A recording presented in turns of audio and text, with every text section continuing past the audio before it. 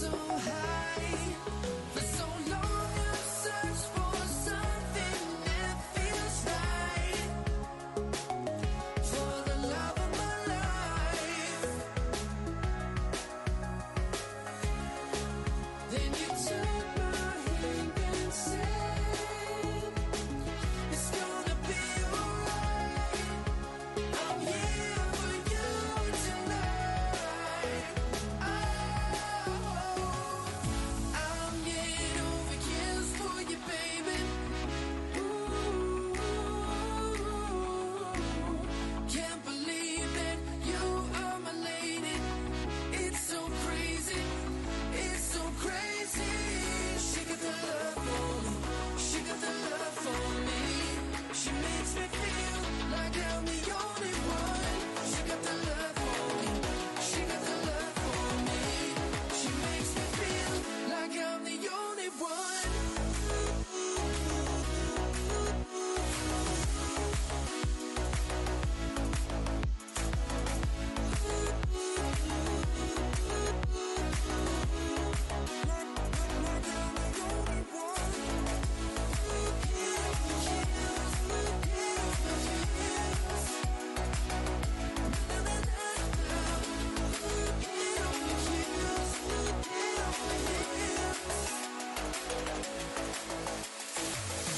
I'm here over kills for you, baby. Can't believe you are my lady. It's so crazy, it's so crazy.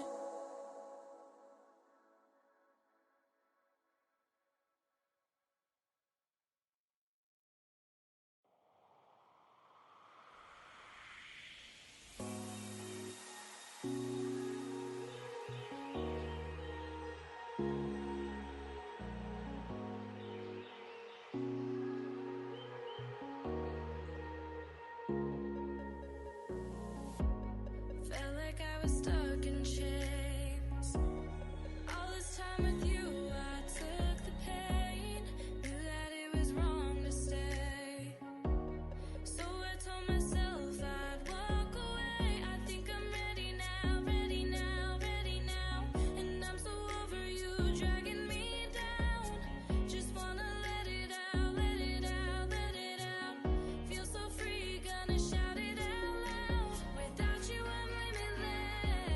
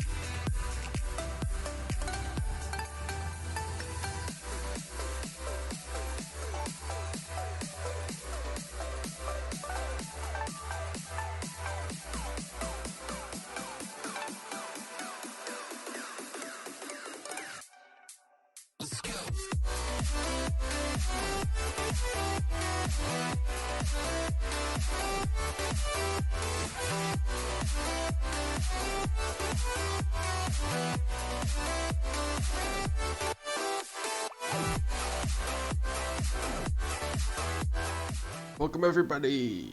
Welcome back. I'm finally streaming again. I planned to do this earlier, but I got sick, so I still am a little bit. But I'm gonna brush over that. Also, why is my stream not working? Once called that should do it.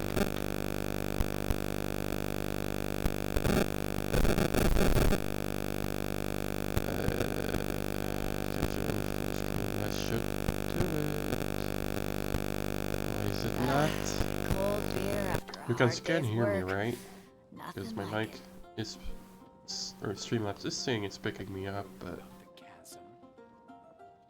let's see. The chasm? Did something dreadful happen again? Huh.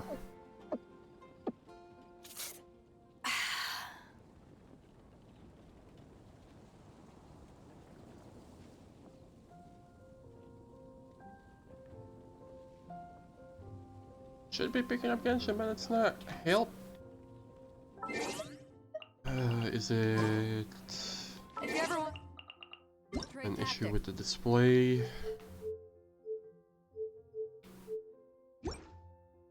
I'm always ready.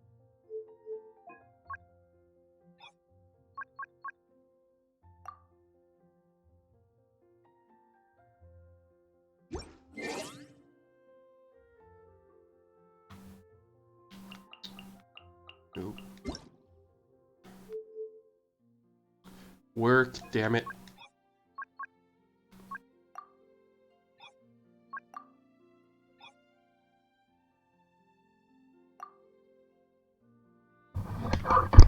Oh boy.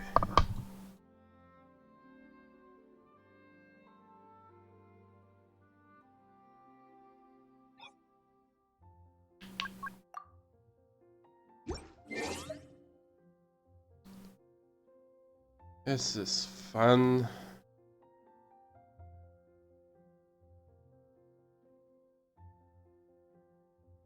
Gosh. Swords.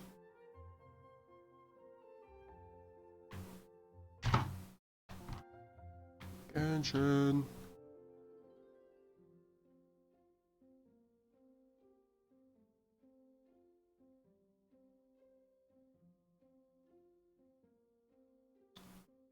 Maybe not.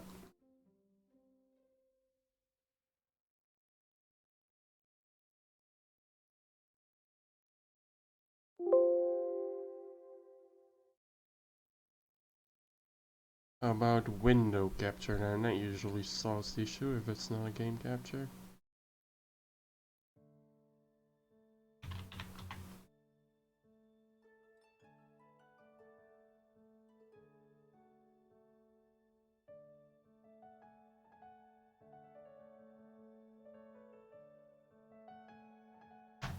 Of course, now I would need set my thing to not windowed. Isn't there borderless? Nope. That's not a thing.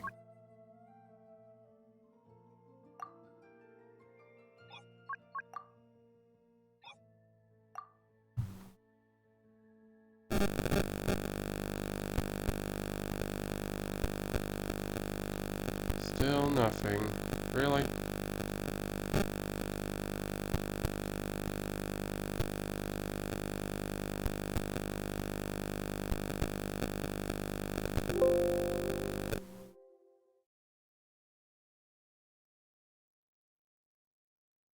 Well, this sucks.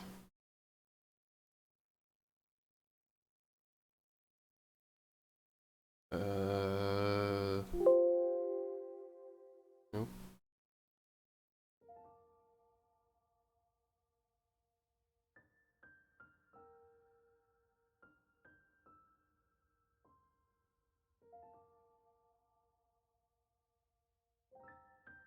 Okay, what if instead I just build my Genshin instead? Maybe that'll work. Hopefully.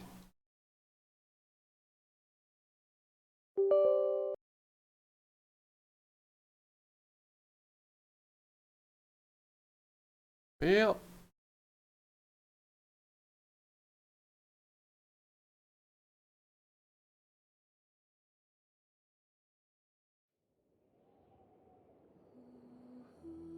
Is it?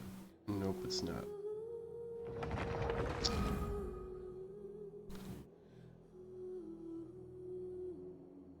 And even if I switch to specific window. What the hell is going on?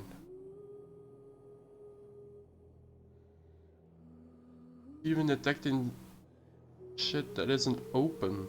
The fuck?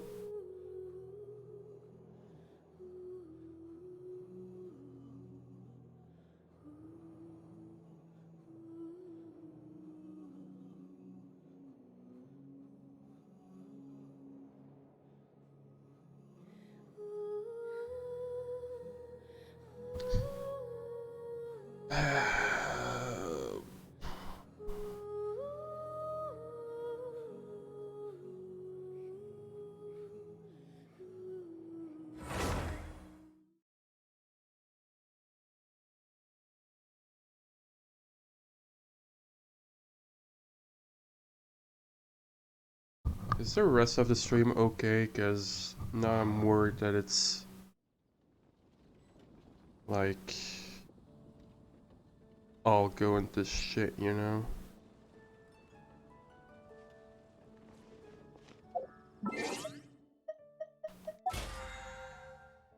Maybe it's now. Setting.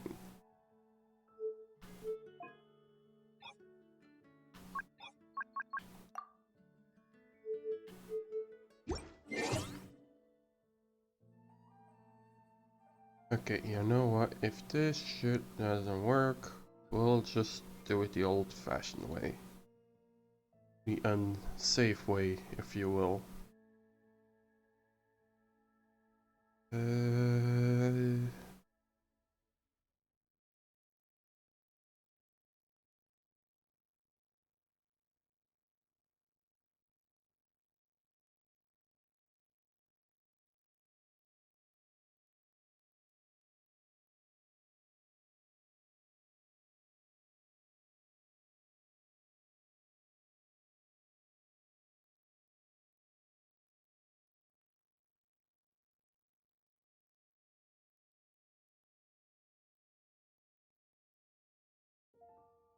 That's not what I want. Nope.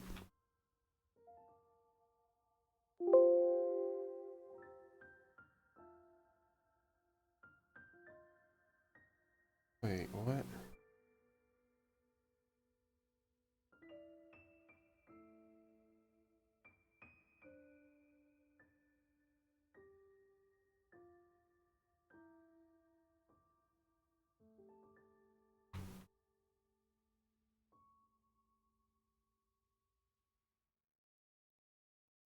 Okay, yeah, there we go. That should.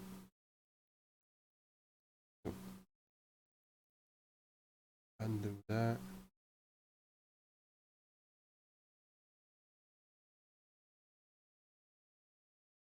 This is not how it's supposed to be, but well, here we go. And now I hope that it works. The only way I can see that this is if I look at my phone now. So yeah, great. At least the audio still works. I hope.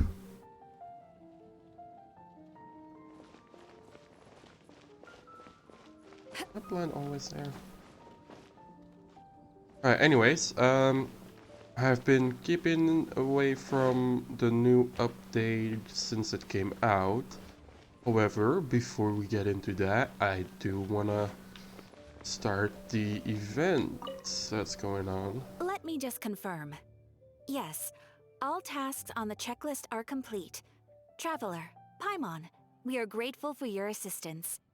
Thank goodness you were able to come as soon as we contacted you. Who knows how we would have coped with all these commissions otherwise? Was nothing. The last couple of days have been been pretty busy, but it was all super easy stuff, like delivering and escorting goods. When we heard that you were short on people, we thought we were going to be in for another long and drawn-out adventure. Being the seasoned adventurers that you are, it's true that you are suited to work of a much higher caliber than your recent assignments. However, this situation is unavoidable in Mondstadt at this time of year. Huh? Why's that? That's right. This is the ideal season for harvesting crops and fruits. And for the wine capital of Tevat, it's also the all-important winemaking season. Farmers are anxious to sell off their fresh produce, and all the major wine merchants are seeking to purchase top-quality ingredients to make new product. Ah, well, no wonder we keep hearing people talking about wine these days. Huh? What do you mean? Seriously? Yes, I swear I'm not making this up. The acting Grand Master wants everyone to gather at headquarters in the main hall. Hurry! We need to leave right now or we'll be late! Hey, wait up! Wait, what about the outside guards? Like, not Why everybody's do gonna be those able to two go. knights look so flustered? Hey, it's Kaya! Long time no Well, see. hello there. If it isn't the Traveler and Paimon. What a rare pleasure. Kaya! Just the person we need! Why is everyone running off to the Knights of Favonia's headquarters all of a sudden? Don't worry. This isn't one of those occasions where you need to come to everyone's rescue. All that's happened is that the Knights of Favonius have just received a letter from the Grand Master. Acting Grand Master Jean will be convening a meeting in the main hall shortly to go through it. Well, that's a relief. Wait, hold on a second. What did you say again? The Grand Master of the Knights of Favonius? Isn't that Varka? The leader of that legendary expedition? So, what did Varka say in the letter? How's the expedition going? When are they getting back? Oh, so interested in our Grand Master all of a sudden? Never knew you were such a gossip. It's only normal, isn't it? Bet you'd be curious too if there was someone you'd heard loads about but never met. Even Master Jean says he's a living legend. Oh, pretty hard not to get hyped up after hearing that. Oh, Besides, Jesus. the expedition has been Where's my going on freaking camera? for ages, and we still never heard a single thing about what they're up to. The acting Grand Master is very gracious in her appraisal. Varka brought quite a bit of trouble That's to not those gonna work around him on anymore. the road to Okay. becoming a legend. I'll have to tell you about it sometime. Anyway, since this has piqued your interest, why don't you join me at headquarters? And we'll see what the letter I'll have to says. do. We do miss our honorary knight, after all. It's been quite a long time since your last visit. Sure, let's go and see what it's all about. Bye, Catherine. See you soon. All right, take care now.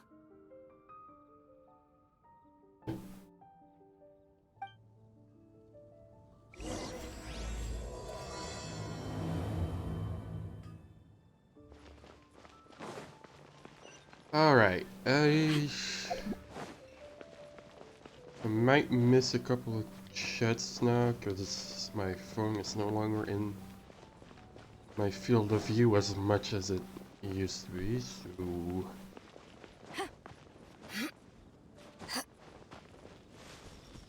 Not that I'm able to pay much more attention any other time when I'm focused on the game. I do apologize for that if I ever miss chats. It's either that or they don't show up in my box for some reason and I won't be able to see them anyway, but you know.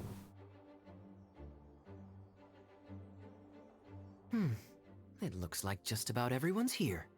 Hey there, cutie. Paimon. I didn't know you two would Isa. be coming. So you heard about the letter? Yep, we ran into Kaya near the Adventurers Guild. Oh, wow. Paimon's never seen so many people in the main hall at once before. Oh, Paimon's getting kind of nervous now.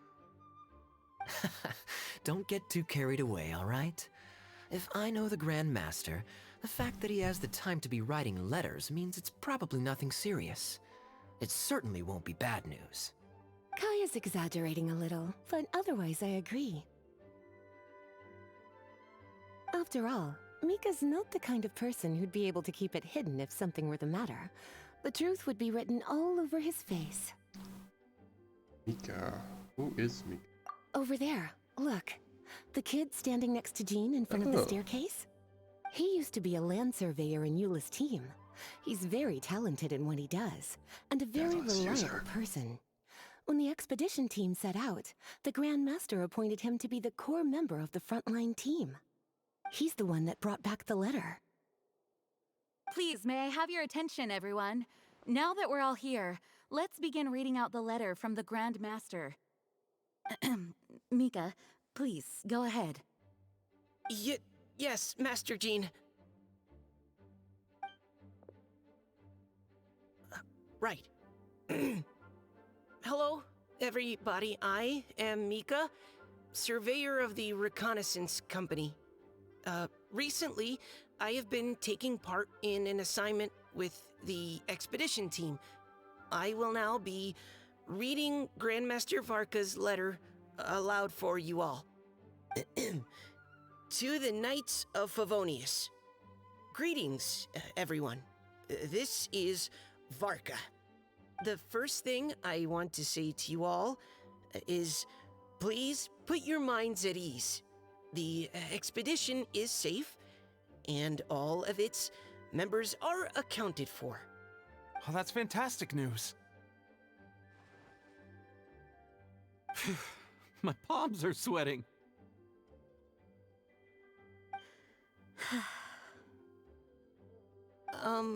May I continue? Go ahead, Mika. All right.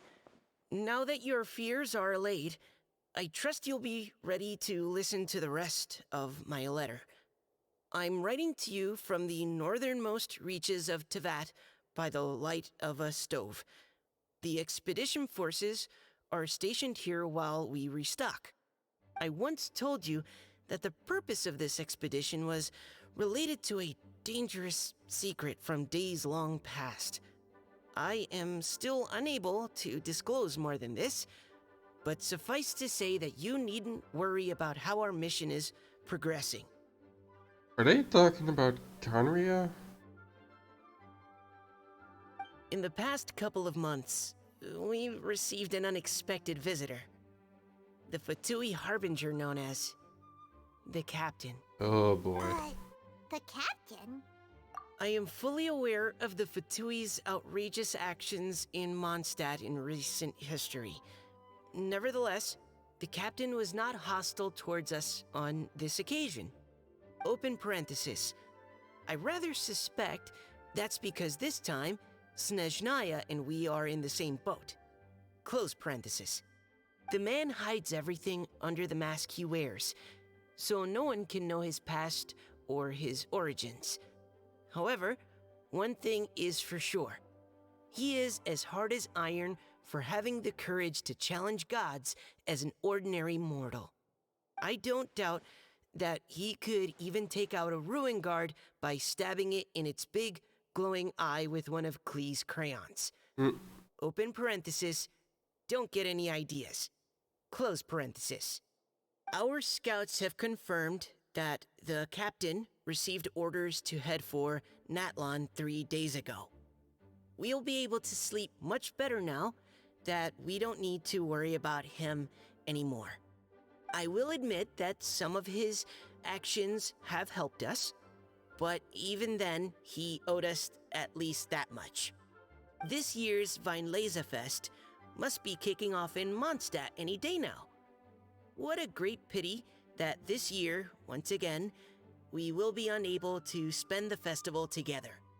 Everyone here is always thinking back fondly upon the fine wines of Mondstadt, as well as the happy times we have spent with each and every one of you. I hope that you and all the citizens of Mondstadt enjoy the festival to the fullest. Have a few drinks on our behalf. The Dawn Wineries limited edition Fest seasonal special will do nicely. May Lord Barbados bless Mondstadt, and may the wind carry our sentiments back to your side. Varka. P.S. If you're wondering who's tougher between me and the captain, well, I'm the Grand Master. There are 10 captains in the Knights of Favonius, but only one Grand Master. Ah ha ha ha ha. His laugh, not mine. Mm. The letter ends here. Thank you, everyone, for your attention. Thank you, Mika. Master Jean, I just noticed that there's something else written on the back of the last page.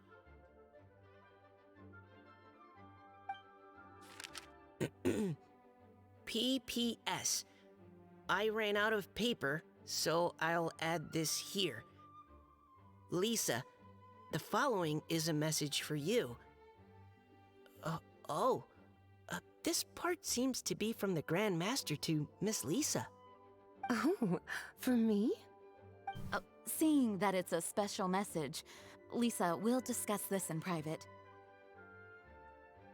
Everyone, as the Grand Master mentioned in his letter, the Fest is in just a few days.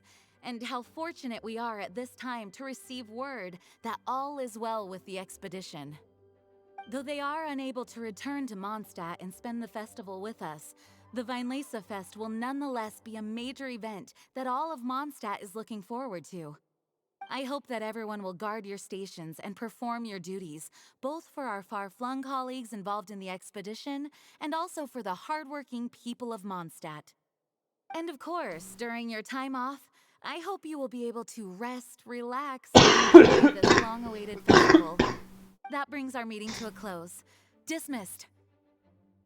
Did Paimon hear that right?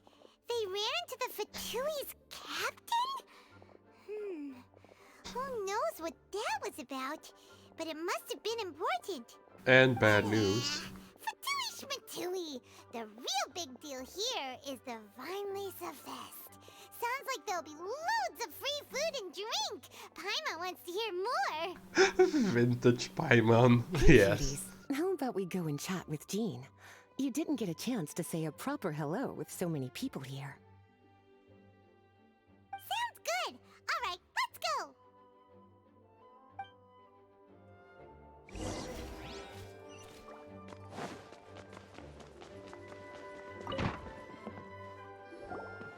Lisa, the Grandmaster's letter is just on the table. Traveler, Paimon, it's been a long time. Apologies, I didn't get the chance to talk with you during the meeting just now. If you don't have any plans in the immediate future, why not stay in Mondstadt for a while? We'll be celebrating the Fest very soon. Don't be deceived. Jean may appear very composed, but she's been missing you both terribly recently. Lisa... I'll leave you to catch up. I'm going to read my letter. Another addition to the harem. Let's go.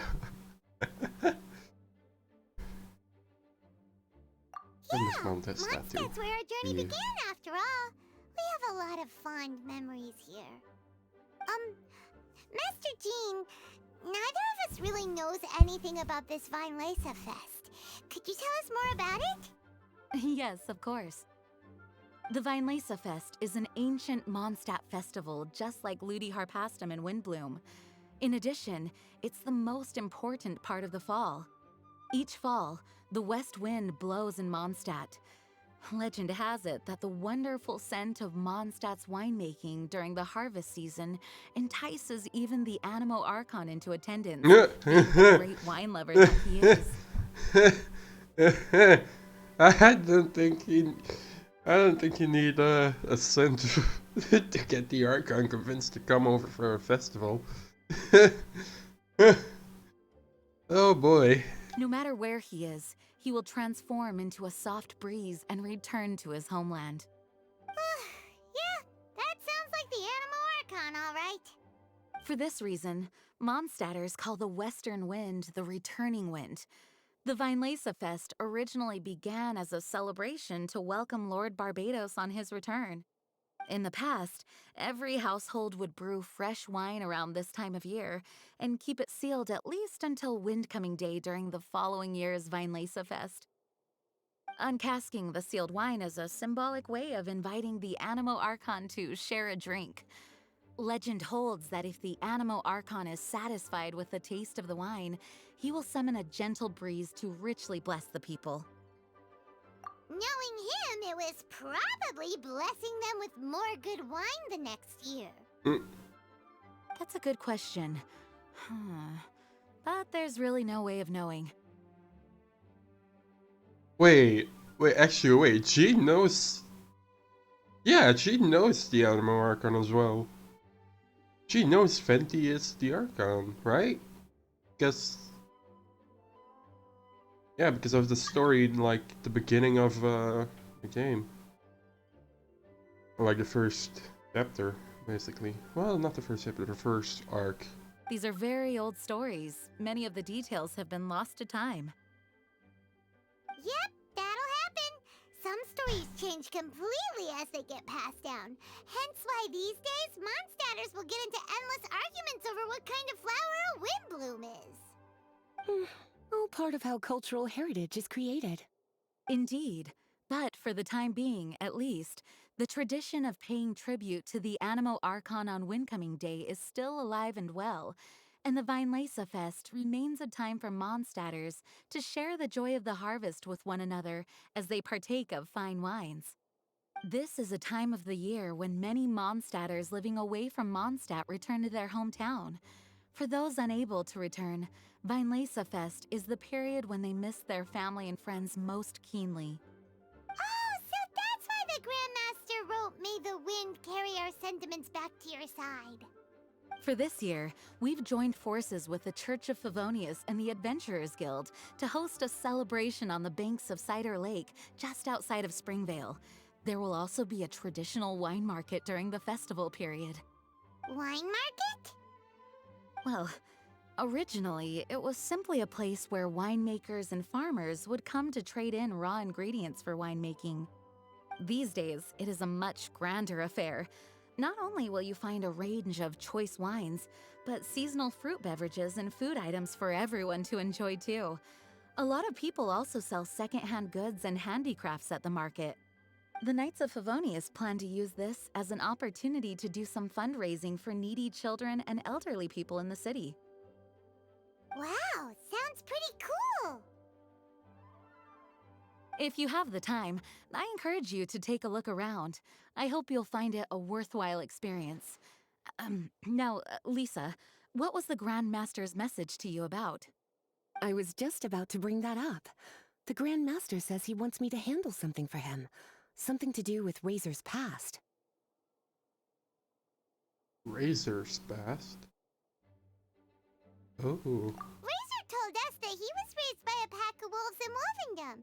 He never knew his parents. In his own words, the wolf pack is his lupical, which means family. Yes, that was as much as I knew as well. But in his letter, the Grand Master says that in the cabinet above the third bookshelf, to the right of the grandfather clock in Jean's office, there's a wooden box containing some items that Razor's parents left for him. He says it's time to give the box to Razor. Does this mean the Grand Master knew Razor's parents? It would seem so. The Grand Master didn't simply run into Razor one day in Wolvendom and teach him how to use a sword. No, the connection between them goes back much further. Wow. Well, come on, let's go find Razor. He'll be pretty excited to find out something about his true parents.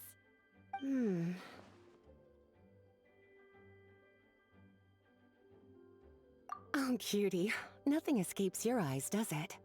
For the child who never met their biological parents, this kind of conversation is always a difficult one, even for the most well-adjusted. By contrast, Razor grew up in Wolvendom and has had very limited contact with human society. Who knows whether he's ready for this or not? I'm sure the Grand Master will have given due consideration to Razor's circumstances. Perhaps he felt that now would be the most appropriate time. That's a good point. Okay, cuties, can I leave you to break the news to Razor? He thinks of me as his teacher, so he might not open up to me if he gets upset. But you are his trusted friends. I think it makes more sense for him to hear about this from you. Thank you, sweetie. Try to be as encouraging as you can. Someone his age needs all the love and support they can get.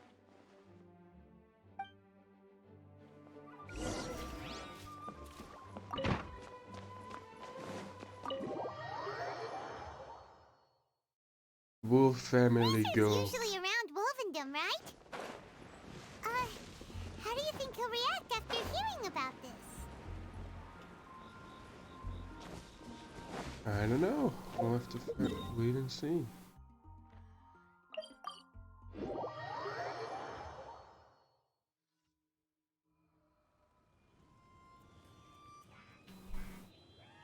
Wait. I might as well do this. Since I'm right now.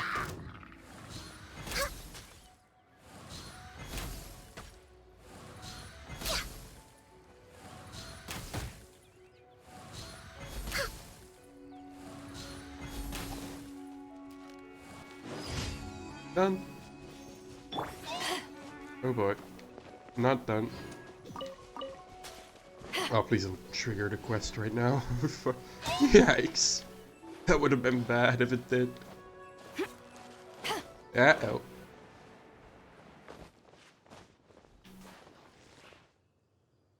Okay, it's over. Good.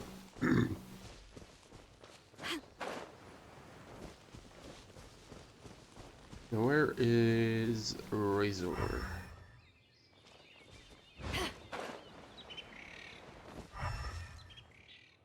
Huh.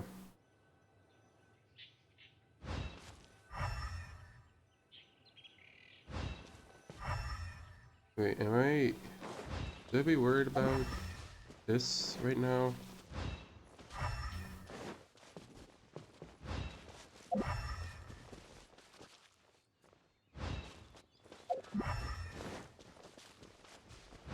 No, we'll probably follow it in just a second. Hey, look! It's a hunting trap. Oh no. It looks like the ones that the hunters from Springvale use. Huh? What is it? Electro energy? Paimon wonders if it could be Razor. But Paimon thought he was pretty good at avoiding the hunters. Well, anyway, let's follow the traces of Electro and see where they lead. Shouldn't we like pick up this trap? Look! There's another trap up ahead! And can you feel that electro energy too? Or is Razor the one who put them here? Electro traces lead deep into Wolvendom. Let's keep going!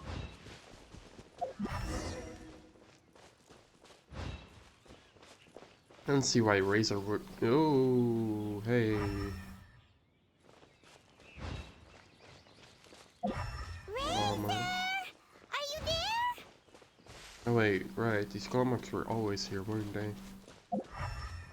My bad.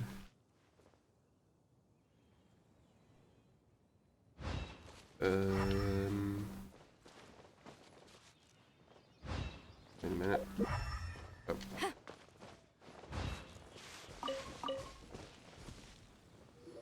All right, the last trap has been set. Razor, thanks for coming with me all this way. It's okay. My legs are strong. What is it, Razor? It smells familiar. Friend, from far away. Ah, we can't sneak up him. Damn. Oh, and it's Draft too! Are you two hunting together? Yes, it's almost harvest season, and the boars are venturing into the towns and wineries looking for food. They're trampling crops and destroying the vineyards. Someone could get seriously hurt. The Knights of Favonius came to us asking for help, keeping the boars a safe distance away from the population. I and Uncle Brown Cat catch boars, protect everyone. Wow, Razor! Go brown cat. Step for you. Paimon remembers you used to hide away from the hunters. You can say that again. Razor was the star of the show this time. He let the wolves know we'd be coming, so we were able to get through Wolvendom without anyone getting hurt. Helping everyone, helping Lupercal, makes me happy. But much talking. Very tired now. Yeah! But, actually, we came here today because we have some really important news. Oh, I don't know. Razor, do you mean you don't want to know about your real parents? I want to know, but don't want to know. So you do want to know, but at the same time you don't want to know? Oh, sounds complicated. Traveler, come and take a look at the trap I just placed. Let's give Razor some space to process things. Yes, I have some thoughts about this after seeing how Razor reacted. We've been hunting together a lot recently. The kid might not talk much, but still, I feel like I've come to understand him a little over the time we've spent together. Here's what I think. He definitely wants to find out about his parents. It's just that his fear of the unknown is overwhelming everything else he's feeling. I'm a father myself, so I know a thing or two about kids. Right, you're Diona. You know, when Diona was little, if I got back late from a hunt one night, she'd be watching me like a hawk for days afterwards, as if she was worried that I might abandon her. Do you mean Razor's worried that he was abandoned by his own parents? Exactly. I think that's the heart of it. And if it turns out they did, well, I don't think there's anything we could say to console him. That's not my only concern, though.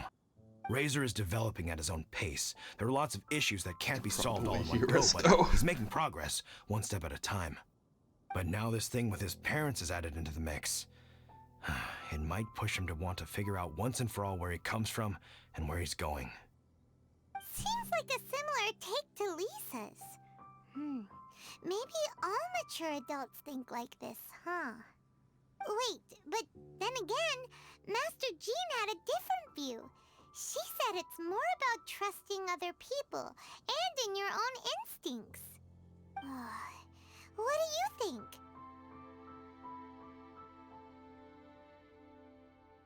Gotcha.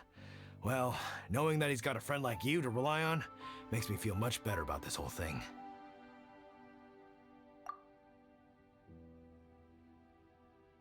Oh, I plan to approach the situation. Well, I need to know! We don't want to keep God him waiting. damn it.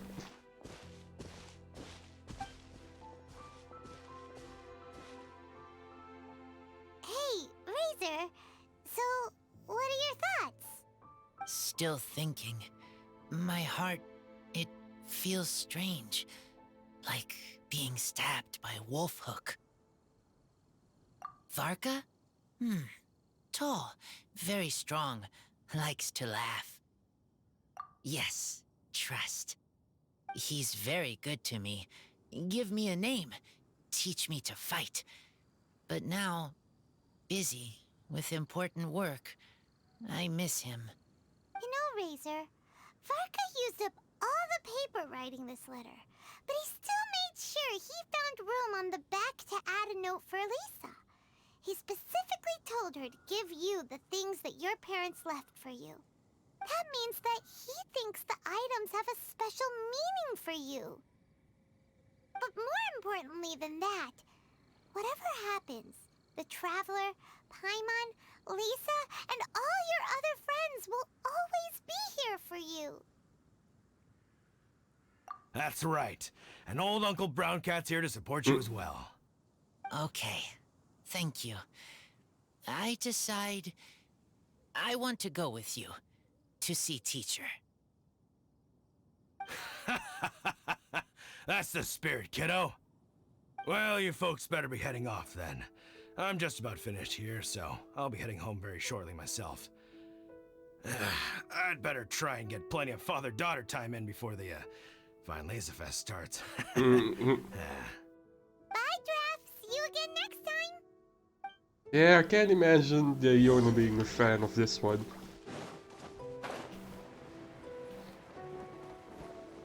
You know, with the whole hate for the wine industry and stuff.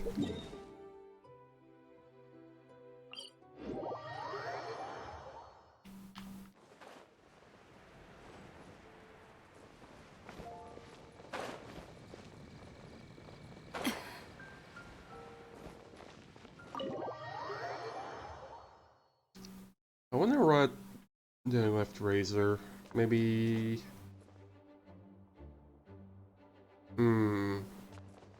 It's in a small box, or not a sword or anything. There's probably gonna be a letter in there. Maybe a ring. Oh, it's actually a pretty big box. Hello, teacher. I'm here to see the box. Ah, my little wolf cub's in a good mood. I'm assuming they've discussed the whole story with you already?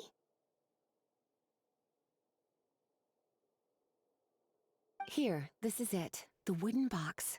I haven't touched it, except for taking it out of the cabinet. When you're sure you're ready, you can open it yourself. Yes, I am sure.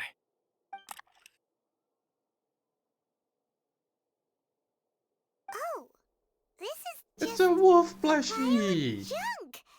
Paimon thought there'd at least be a letter or something. Oh, and no letter. Okay. You don't think that, after all this time, Varka might be getting mixed up between different boxes? Nope, it's definitely There is for a Razor. scent. A scent?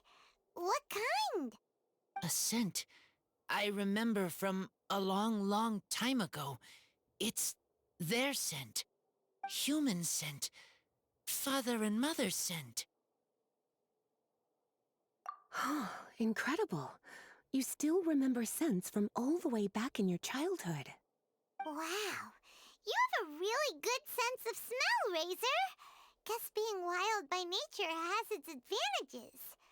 Oh, let's see what other leads we can find. This woolen hand puppet looks kinda wonky. Guess it must be handmade, huh? Is this a part from a ruin guard? Wait! Hey, look! This wine bottle is still half full! And there's a note stuck on it. 1,000. 1,000 wind wine. Oh, so it's a bottle of Thousand Wind wine? Teacher, you know? Of course. Thousand Wind wine was the first kind of wine that Mondstadters ever learned to make, or so they say. As to how it got its name, some say it's a reference to the numerous ingredients used to make it, while others say it's because every bottle tastes slightly different. I remember reading somewhere that there are all sorts of weird and wonderful ways of brewing it, and that it's very difficult to ensure it comes out tasting the same each time. This all makes it impractical to commercialize. Wine merchants are much more comfortable working with reliable, consistent-tasting products. That's why you'll almost never see Thousand Wind wine in the markets or taverns. Huh. In fact, it looks like your parents brewed this bottle themselves. That must mean there's something pretty important about it. Oh, Paimon has an idea! Razor, you got a good nose. Why don't you open it up and take a whiff? Maybe it'll tell you something. Okay.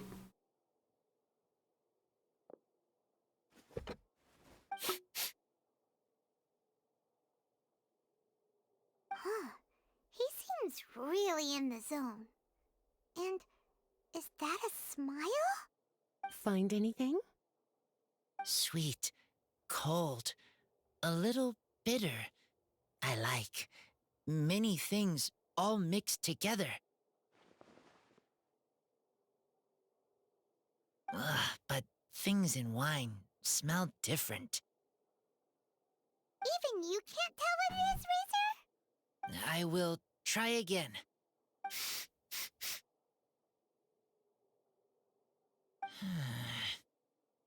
It's okay, Razor. Don't push yourself too hard. What do we do when we try something and it doesn't work?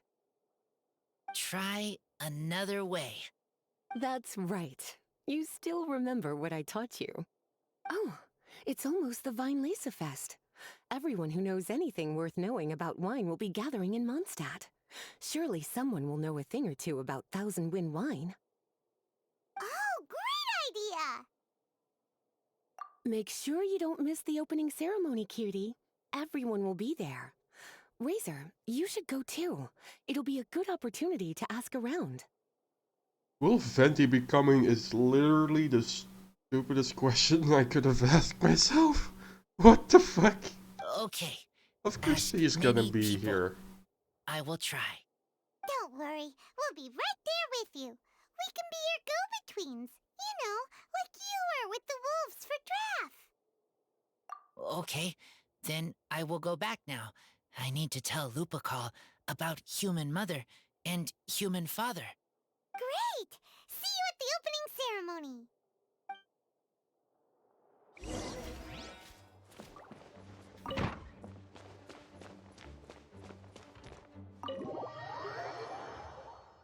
No, wait, now we have to wait for 2 days? Okay, instead of just waiting or skipping the time, let's go and do the Archon quest.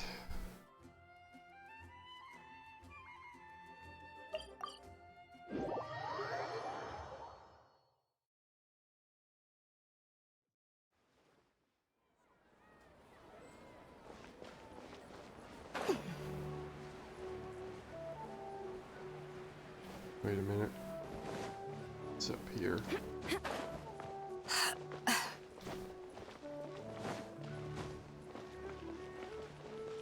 Catherine! Or Krishnani. Which one is it gonna be? Ad Astra Abyssos. It's Catherine. We meet again, you two. Hi, Catherine. Do you have any commissions for us today? Commissions, huh? Let me think. Oh, how about this? Please attend the Academia's Academic Symposium this afternoon and recite a love poem on stage. Oh god. Wait, say what now? And if possible, please also use your camera to capture the reaction of the audience upon finishing the poem. Huh? What kind of commission is that? I feel embarrassed just imagining it. I see. It appears that you're not interested in this commission. In that case, please go to Port Ormos and convince the Eremites there to spend some time volunteering at the local orphanage. Hey, that's not any better. That seems unreasonable to ask of him, actually. I mean, come on. I'm sure the mercenaries will have some interesting reactions as well. Paimon, Oh! just who exactly has been submitting these Wait a commissions to the minute. Adventurers Guild? Wait a minute. I see. This isn't Catherine. God damn it. Kusanali, what are you trying to make us do? Oh, the commissioner? Well, actually, I just wanted to see the two of you in action. Urinade. Was it so obvious? I was hoping you would actually take one of those commissions. That kind of chance to observe humans doesn't come by often. Ah, so it's Nahida. Paimon just knew Catherine wouldn't crack those kinds of jokes. When did you get into her head? From when she said, Ad Astra Abyssosk? That's So fine. it's been you this whole time? Are you done resting up, Nahida? Yes. I've been sleeping ever since we parted ways, and I even had a really, really long dream.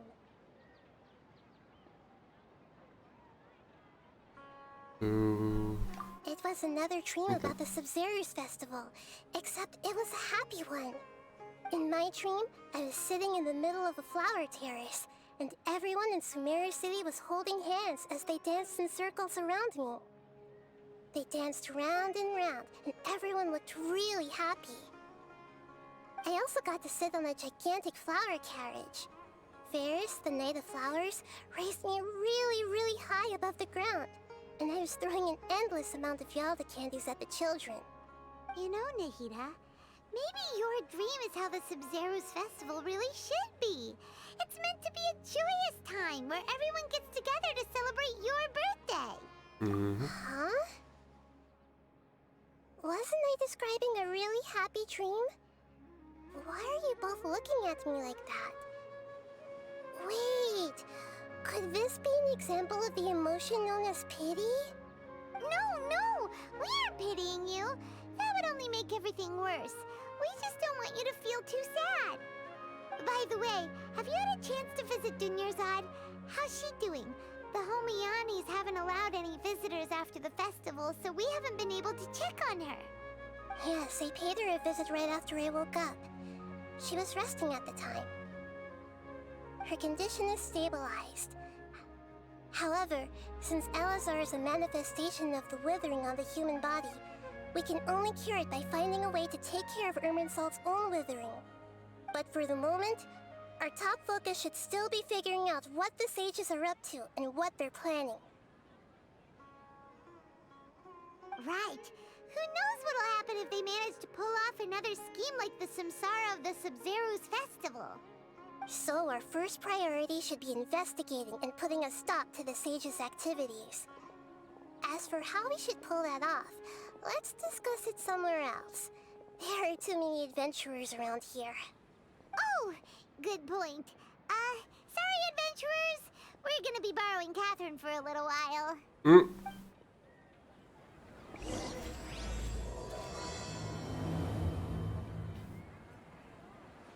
Don't you think my craftsmanship deserves a higher price? This place isn't any better. Let's continue our chat here. Okay, so do you have any ideas on how we can investigate the How is this any Nahida? better? The adventurous guild is still right above us. What the fuck? Actually, I've already done a little bit of work on that. But for now, I want to hear your thoughts.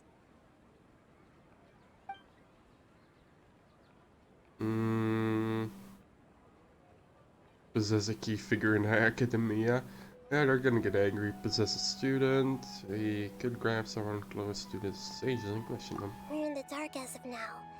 Since we still don't know anything about their goals, any rash move could tip them off and lead to terrible consequences. After all, every person in Sumeru City is one of their hostages.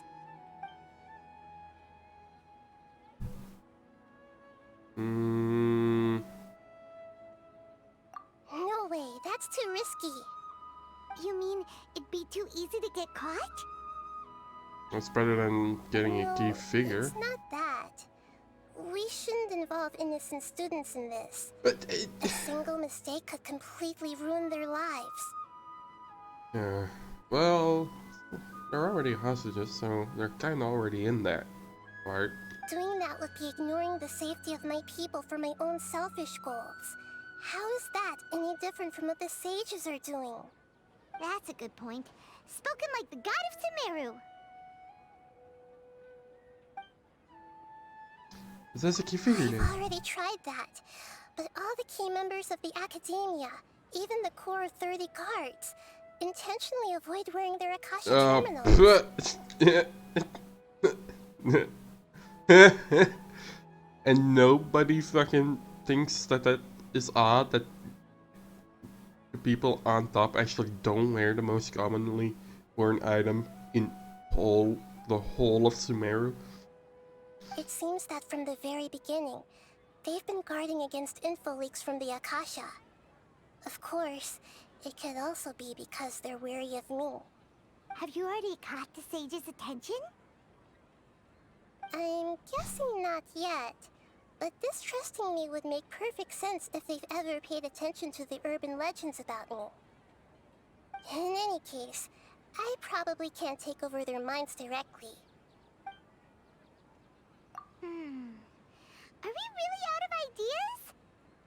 Barbatos, you're super smart, so you already have something in mind, right? Don't keep us in suspense. Spill the beans already.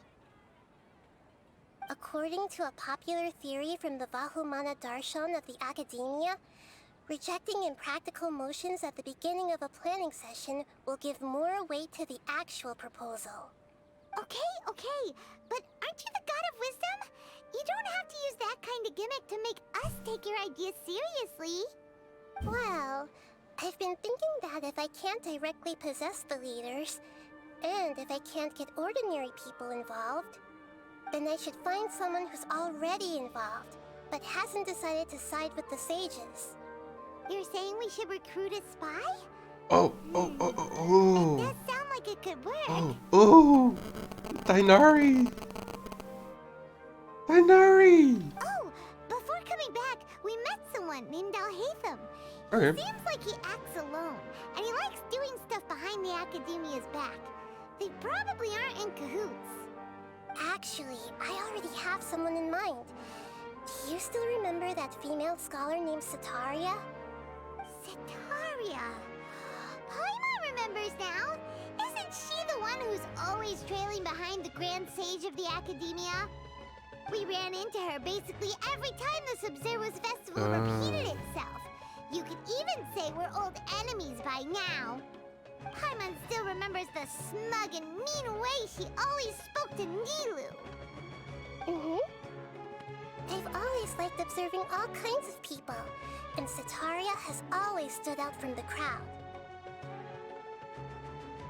She was born in the desert and was hailed as their greatest genius.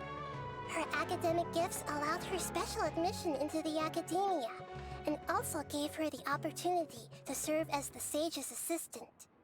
Oh, Paimon didn't know she was from the desert. She must be pretty special then. Paimon feels like most of the desert dwellers around the city are working as mercenaries. The name Setaria means star. When she lived in the desert, she shone like the brightest star in the night sky. Later on, she was chosen by the sun. The star was given a place in the daytime sky to complement the sun's dazzling light. Soon after, the star witnessed the sun scorching the earth, which brought forth many disasters. The star began to waver. Instead of staying beside such a sun, wouldn't it be better to return and light up part of the night sky? But in the end, she couldn't give up the radiance of daytime. To cope with her shame, the star buried her guilt and closed her eyes.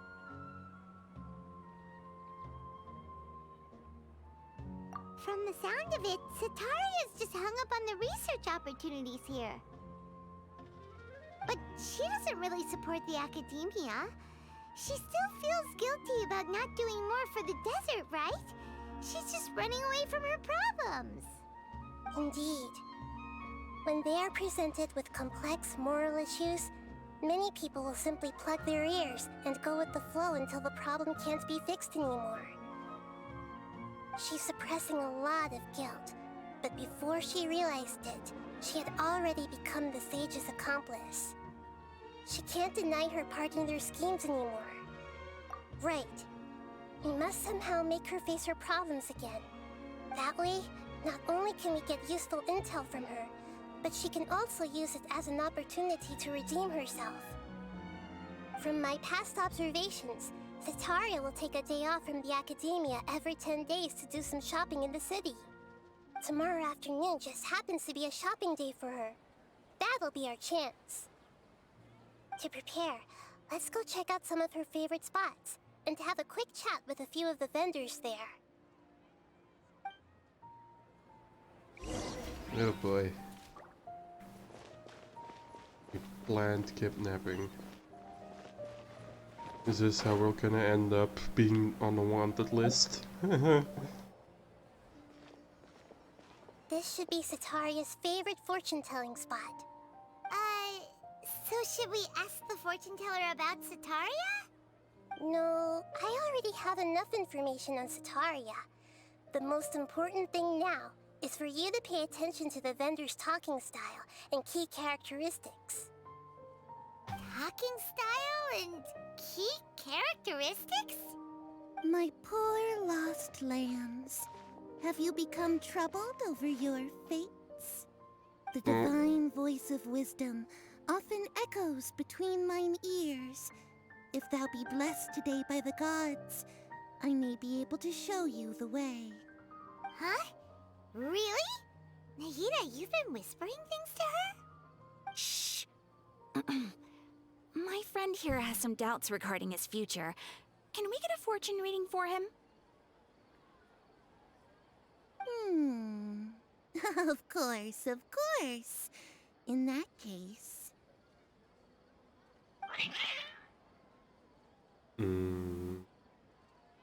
Uh-huh. It would seem that Harut and Marut are quite wary of you. Perhaps, at some time in the past, you have somehow offended the gods. Only mocking the god of Animo, questioning the Lord of Geo's financial savviness, and brawling with the god of Electro. Do those count? Oh, nothing. Go on, pick an aspect for her to divine. Health prospects. No problem at all.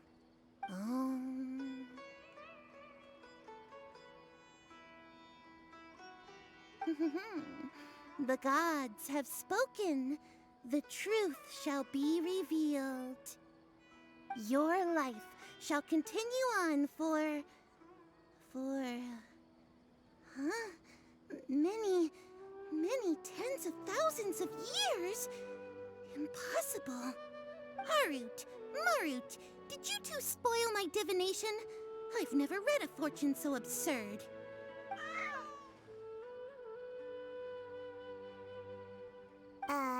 Actually, Paimon thinks this is probably the most accurate fortune telling we've ever done.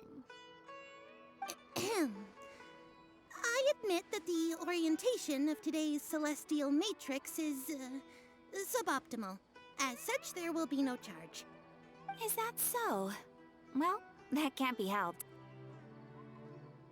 If you were to bring some food offerings for Harut and Marut on your next visit, perhaps they could help you reverse the wheels of fate.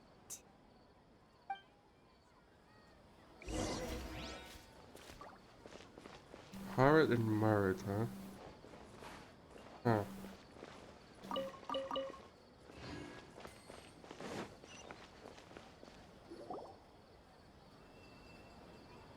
Is this another one of Sataria's favorite stalls? Yep.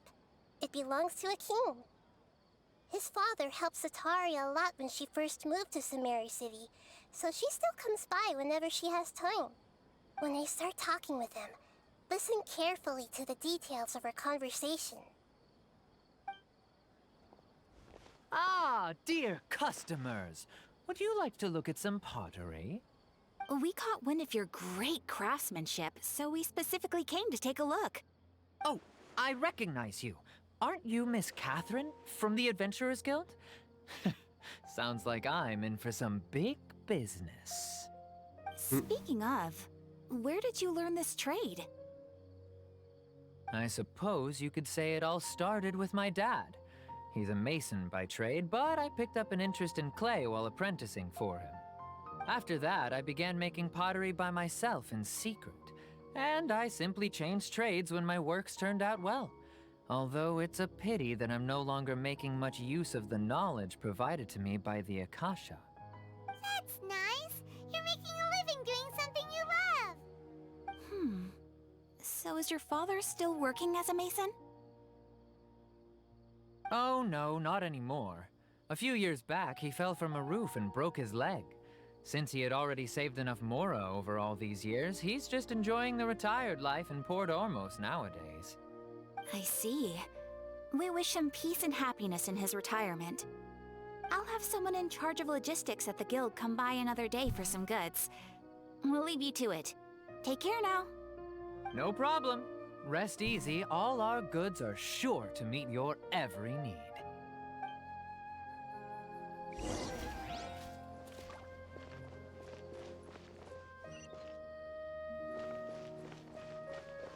I'm not really sure what specifically I have to watch out for, but I'm just trying to listen as well as I can. This should be our final stop. Sataria's always thinking of this restaurant when she's working at the academia, so she always comes by whenever she's out in the city. Nahida, you've really thought of everything! It's my duty to protect Sumeru's citizens, after all. Hi there. I feel like I've seen you down by the docks before. Huh? Sorry, I don't quite remember. If I recall, you were having a discussion with someone about shipbuilding at the time. Ah, that's right! I've always been really interested in feats of marine engineering. After all, I grew up in Liyue Harbor and spent my entire childhood staring at the ships going in and out of the port.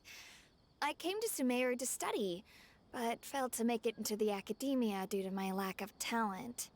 But I'm still discussing all kinds of problems with different scholars, and I'm continuing to study and perform research from the restaurant's basement. I'm sure I'll get into the academia after their next round of exams. What an admirable spirit for learning. Amazing! Sure, but you'll find hardworking people wherever you go. So this restaurant has a basement as well? Huh. First I've heard of it. That's right. It's not usually open to patrons. Most of the time, employees use it for breaks or to hold private events. I see. Yes, that makes sense. Well, good luck with your studies, Miss Chishan. Thank you so much. As long as I can make it into the academia as an official student, I'll be happy.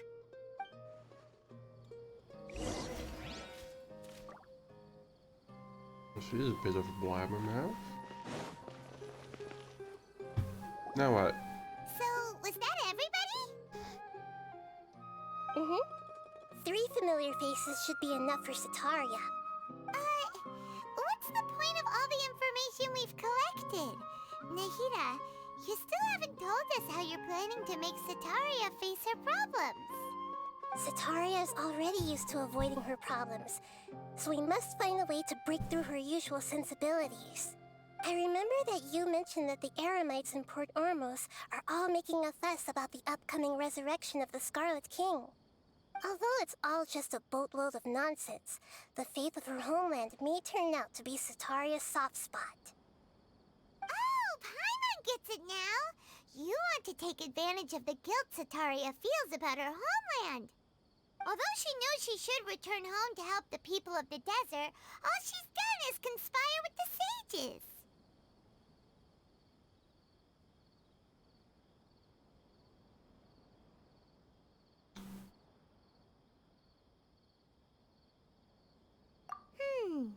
So how do we set that up? Well, the Scarlet King is long gone, and Sataria is also too smart to fall for any simple tricks. If we simply engaged her under the guise of the Scarlet King's believers, she would definitely be weary of us, and we may not get anywhere. But if we were to borrow some of her close acquaintances to talk with her, her reaction would probably be very different. So, you mean you're going to possess those people we just talked to? Yep. Possess them through the Akasha.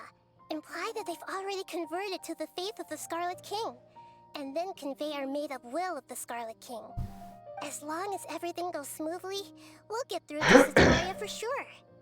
She'll never guess that we had anything to do with it. So that's how you're going to use all the info we collected on these people. It's so that you won't slip up and break form. Possessing them will only work if you can manage to pass off as them. Exactly. So, best of luck with impersonating them. Huh? Best of luck? But we don't know how to possess anyone. That's no problem at all. I'll just share all their senses with you once I've possessed them. As long as you're also wearing an Akasha terminal, the effect will basically be as if you've possessed them yourself. Huh. That is pretty convenient. But why does he have to do this? Can't you do it yourself? Although I've been observing humans for a while, I've never been good at imitating them. You're not wrong. It's always been painfully obvious whenever you try to pass as Catherine. If it was at all possible, I would have preferred to leave these people alone. But seeing how things are now, I probably should just accept it and push on. Yeah, don't beat yourself up over it. We're only doing this to help everyone, and we'll only be borrowing them for a little while anyway. Alright, then let's give it a go tomorrow afternoon.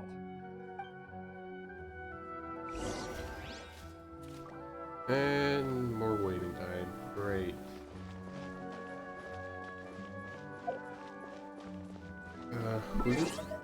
Who do we have on the wish banner, by the way, now? I know Venti. I already have Venti, so I think I wanna go for her.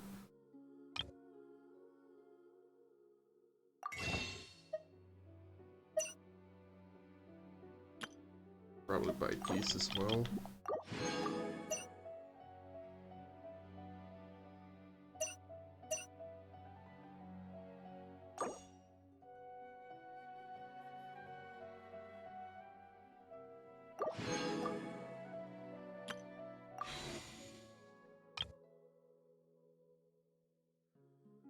I have 9. I could make one wish.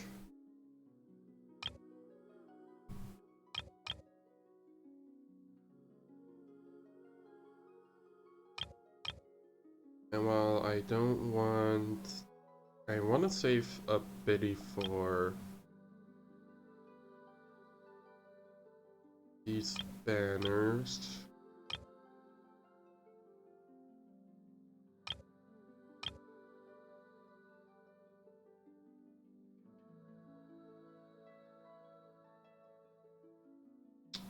I could use a new 5-star weapon, so I should probably... oh, crap. That was an accident. Wrong button. We'll make 10 wishes at the end, near the end of the stream, probably. But for now, let's take a break.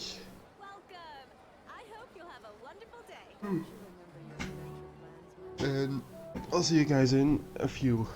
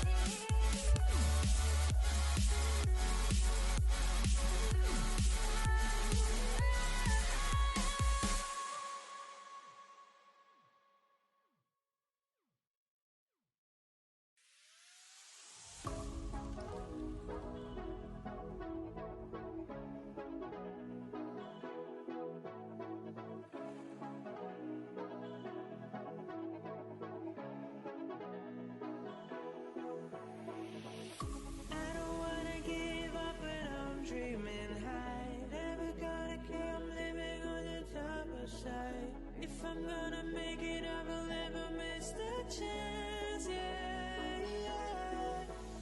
From all of me with you. And I go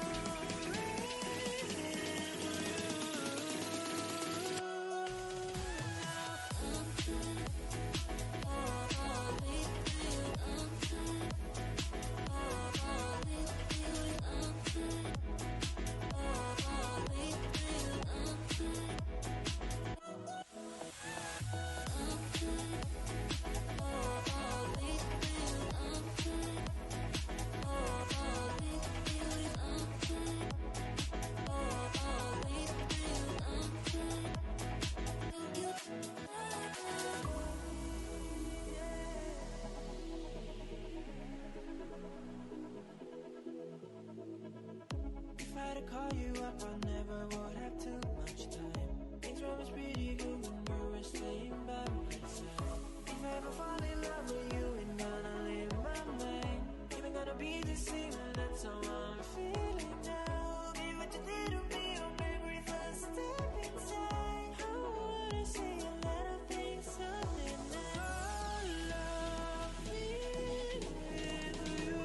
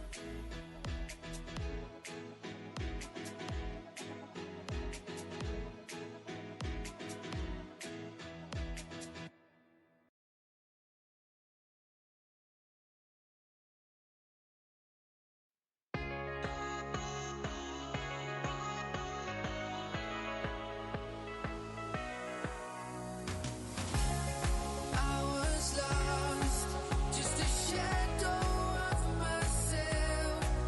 When you found me, I was lonely, yeah. But then you took my hand and said, it's gonna be alright. I'm here for you tonight. I'm getting overkills for you, baby. Alright, welcome back. Yeah. Probably gonna try to do that. Anyways, let's move on to the possession phase. Yeah. Evil plan Oh, here she comes. number Saturi's here. 1. Let's quietly follow her. Once she starts talking to her acquaintances, we'll find a safe spot to begin possessing them.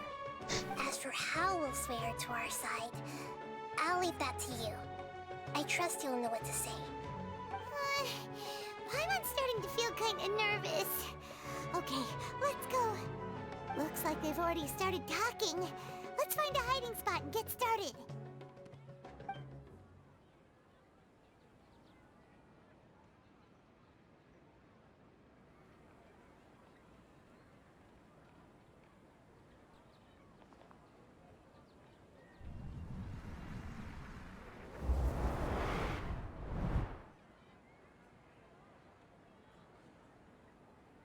That's right. You really can't force anything when it comes to love. And besides, everyone around me has a very different background and outlook. Are you still listening to me, Nabia? Oh, of course I'm listening. You were talking about troubles with your love life, right? I heard everything you said. Okay then. You just seemed a little distracted for a moment there.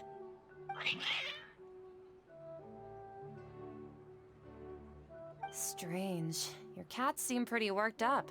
Is something wrong? I always thought they were quiet, happy kitties. Oh, what are their names again? Harrod and Marut. Ah, that's right. They are just little darlings, aren't they? Harut and Marut. Ahem. So, which fortune do you want me to read for you today? You must have come for another echo of the divine voice of wisdom. I'd like to get another reading on my love prospects, but to be perfectly honest with you, I feel like I've been a real mess recently. A mess? Well, could you do a reading on how long it'll take me to finish my current project at work? I really just want to get it over with. I hear you. No problem at all. The gods will reveal the truth.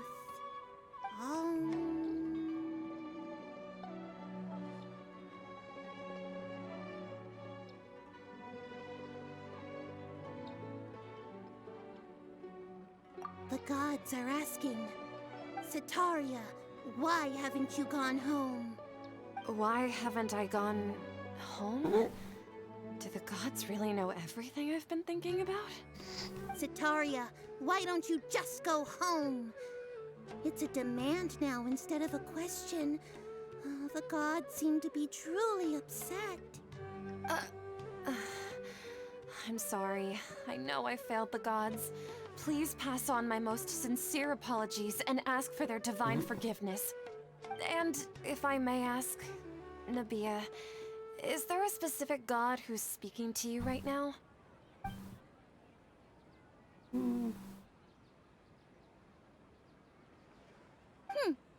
What an inconsiderate and naive question.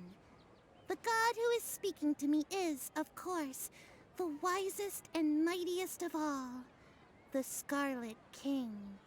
The Scarlet King? No wonder he would make such a demand of me. Oh, wait a second. The Scarlet King passed away a long time ago. Even though news of the Scarlet King's resurrection has been spreading like wildfire, it's all just a misinformation campaign from the academia. How can the Scarlet King still exist in real life? Oh. Now this is very valuable information right there. Insolence! I am the Scarlet King's most loyal believer. Do you wish to refute his voice of wisdom? Oh, no. As a child of the desert, I am only reveling in his power upon learning that his divine glory has touched even this city. I will think very carefully about his demand of me. I'm sorry. I must go now. Wait!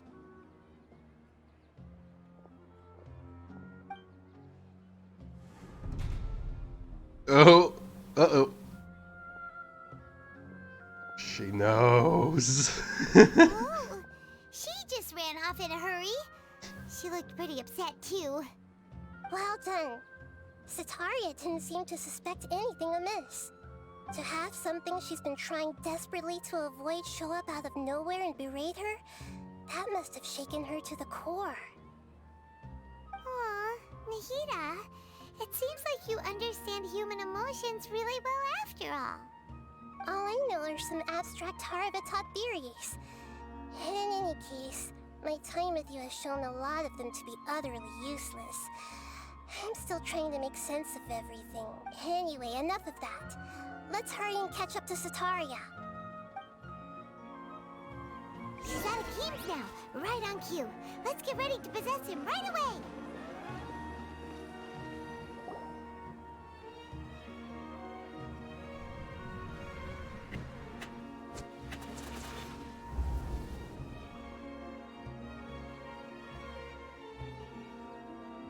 It's okay. I just got caught up in something. Oh, actually, didn't you ask me to help you look for work? What kind of work were you looking for again? Oh, right. Your old man's craft. How could I forget? Speaking of, how's he doing? Is he feeling any better?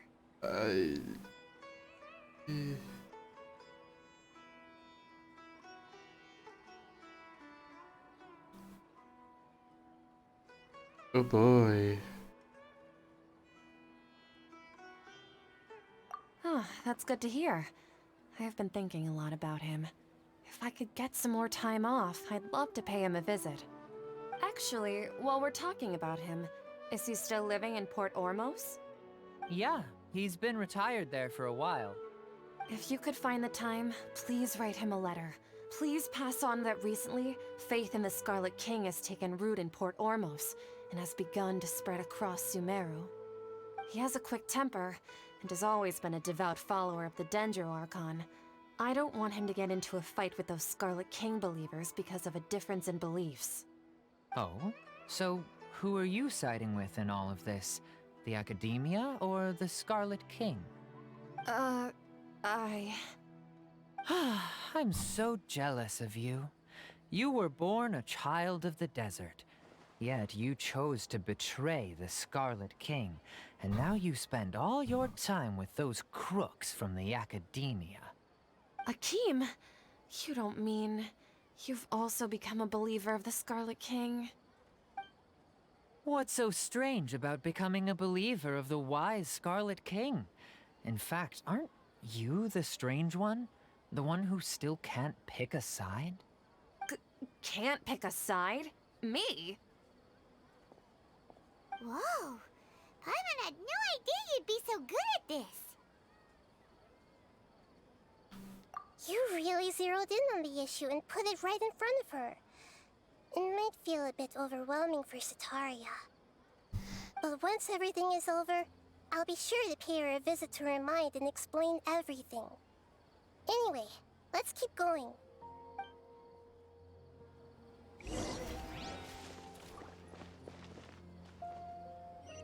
Come on! Sataria's already started talking.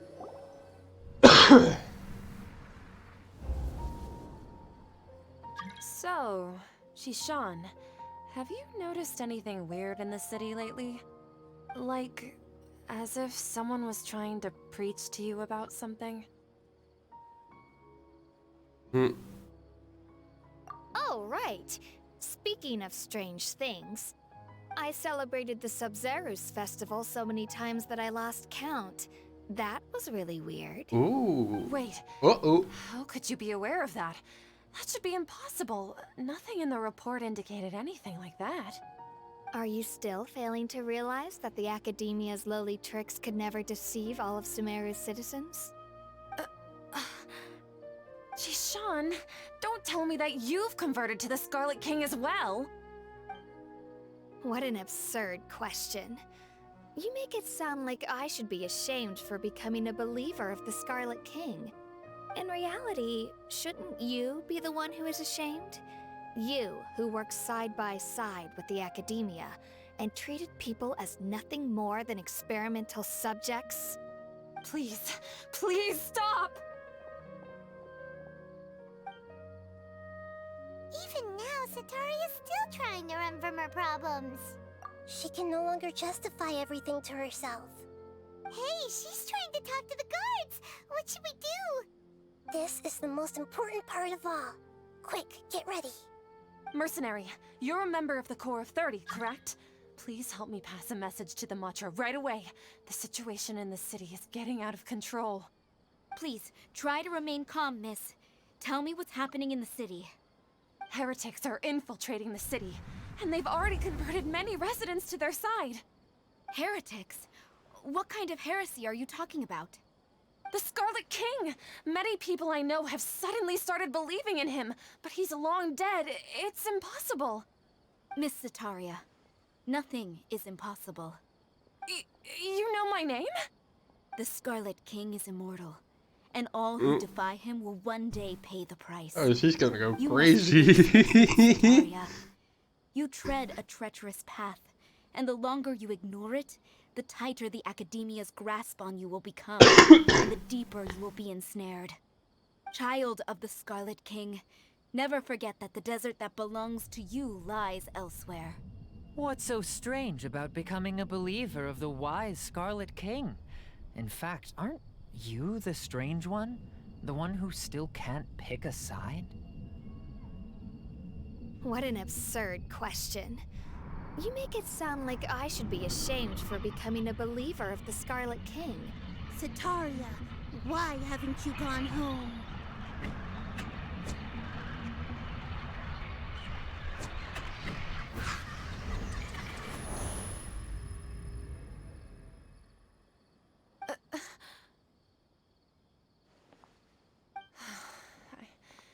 It seems that no matter where I run, I only keep finding more believers of the Scarlet King.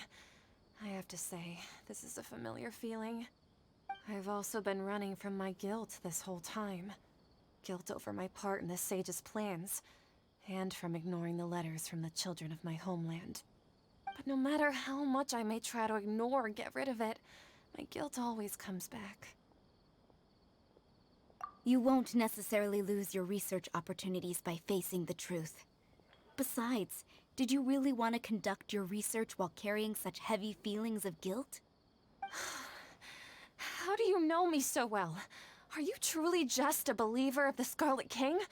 Or are you the god himself? That's not important. The important thing is to pass judgment on the academia and its sages, and to correct their mistakes. If you could provide some assistance in this matter, perhaps it could serve as a form of atonement. I've actually never believed in the gods, but I've always believed in serendipity. Your appearance must be a fated opportunity for me to get out of this wretched situation. Please tell me, what can I do for you? How much do you know about the sage's current activities? I was just one of the designers for the massed dream harvest scheme, which is what happened around the Sumeru's festival. But I know very little about the full scope of the overall project. I'd assume that only staff with the highest clearance would have access to those confidential documents. I've just been working to meet the Grand Sage's specified requirements. However, there's something that's been really bothering me. I heard that a scholar who was previously expelled has returned to the city, and even the sages are still quite wary of him. To fight against the academia, we will need to figure out the nature and the purpose of their work. Is there a way for us to get access to the confidential documents you mentioned? It should be possible if we're willing to take some risks. After all, I'm an assistant to the Grand Sage, and I've been working on many tasks outside of the project. One thing, though, I won't be able to transfer the documents to you through the Akasha once I get my hands on them. The sages have always closely monitored all activities within the Akasha. Let me see... let's use the most primitive method. Send someone to pick up the documents tomorrow evening at the Academia entrance. The Academia entrance? Wouldn't that be too conspicuous? Don't worry about that. I assure you, this won't be a trap. I'm only suggesting this location because it'll draw more scrutiny for me to leave the Academia again. It'll be safest for me to distract the guards long enough to hand you the documents. All right, I trust you. So, if I were to successfully complete this task, would it mean I've atoned for my wrongdoings? That'll depend on the judgment of the Dendro Archon. The Dendro Archon. That's right. Her people are the ones we have endangered. As the God of Wisdom, she's also the one responsible for judging and guiding the scholars. Maybe it's time for me to find a god to believe in. Just as Nahida predicted, we've managed to bring Sataria to our side! The Traveler's execution was ingenious. He's the one who deserves all the praise. Well, now that we've made plans to meet again tomorrow evening, all we can do is pray for Sataria's mission to go off without a hitch. Pray? But if we're going to pray to the gods, aren't we just praying to you? God of Wisdom and Guardian of the Scholars? No. The truth is the true Guardian of Scholars. I've always believed that. Anyway, let's meet again tomorrow evening at the Adventurers Guild.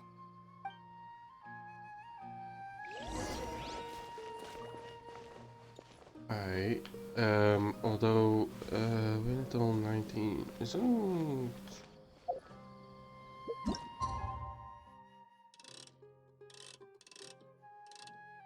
it gonna be about, oh shit, wrong button again. Isn't it about time for me to go back to Razor.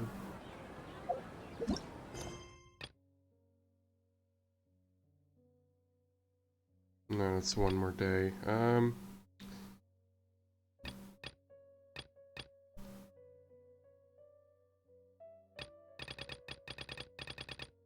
have any other. Nope. If you I ever don't have want to any trade, time-limited quests, so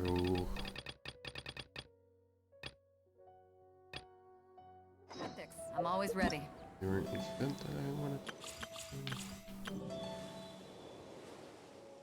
Still in the middle of this quest. So that's not.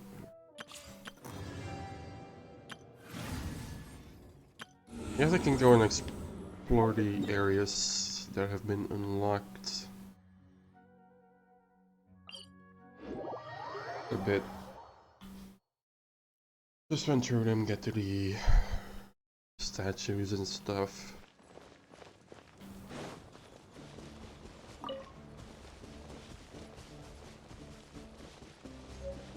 But I thought Netlun was the desert, but apparently some of Sumeru is.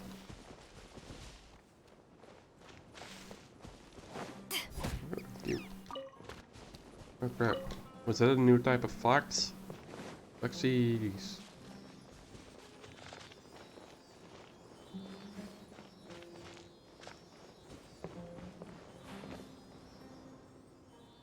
Wait a minute. Oh.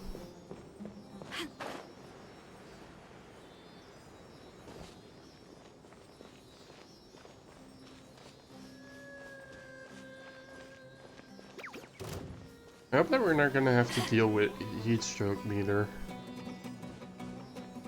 Because if we're capable of getting a heat stroke, like we're capable of getting frostbite and Where have you been hiding? in the dragon spine, was it? It's gonna be annoying. Where the fuck are you going? Come here.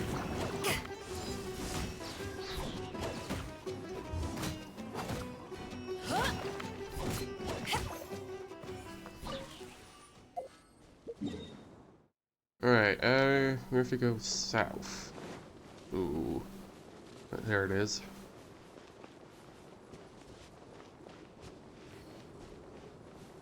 What is that? Is that a scorpion? It is.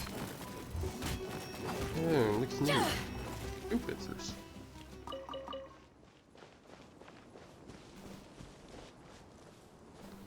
Here's some treasure hoarders as well. I'm gonna go past those. I don't need anything from them.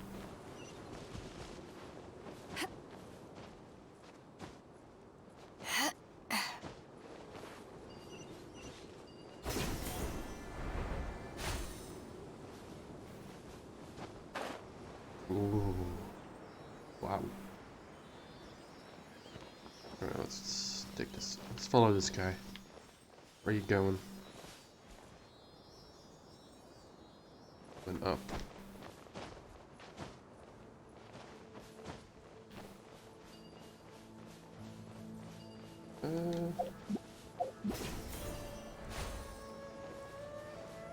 Are there gonna be sandworms? Oh.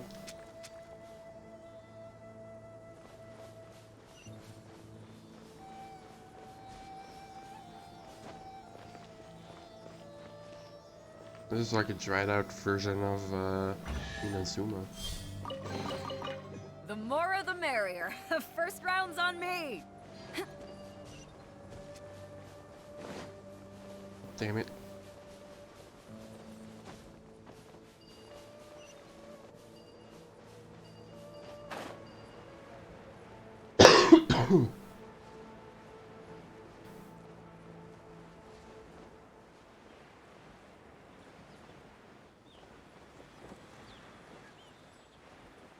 Nice.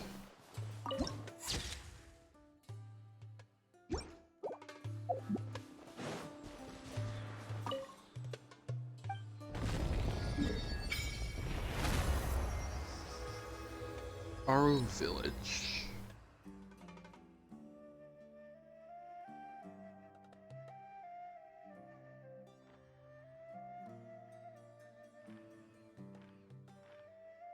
Yeah, this is only the 4th area, like, we're not even completely done with it. I don't want to know how big the map is gonna be once we get all regions.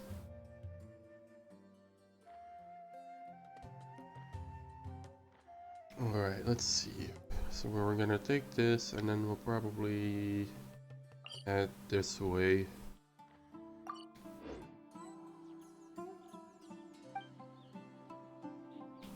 Let's see, how many nucleus do I have? 15.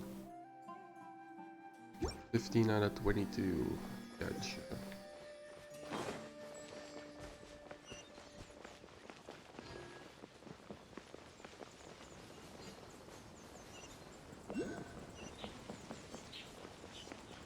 I'll go after Dendroculus if I see him.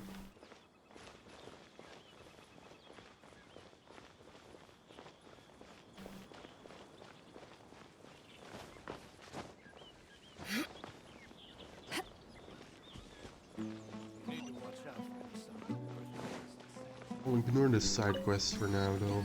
I'm not really too interested in those yet.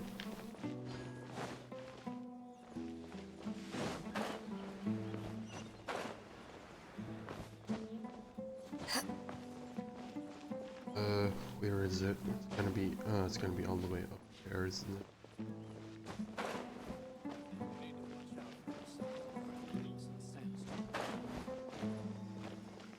Oh, it's here.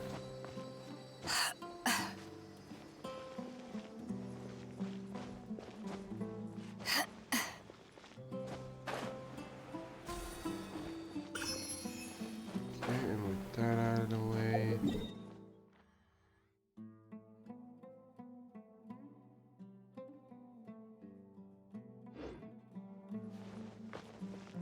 Gonna move on.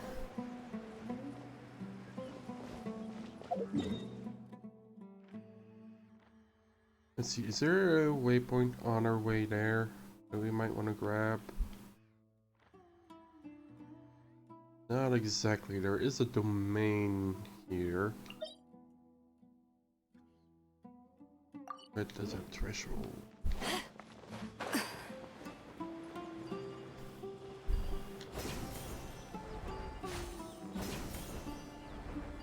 I see another Andrioculus right there.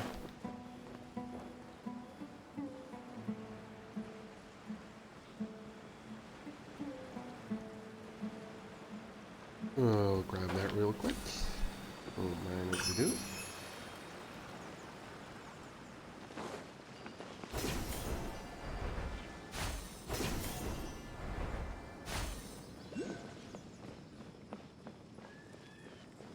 And there's another one up there somewhere.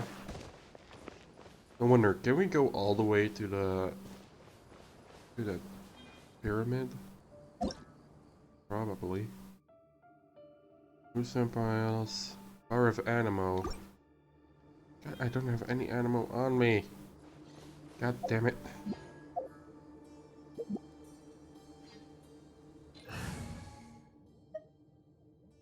Okay.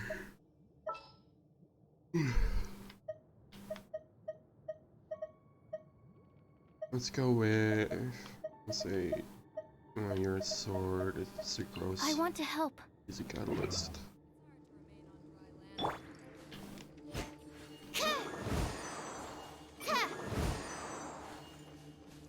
Huh? There we go. Oop.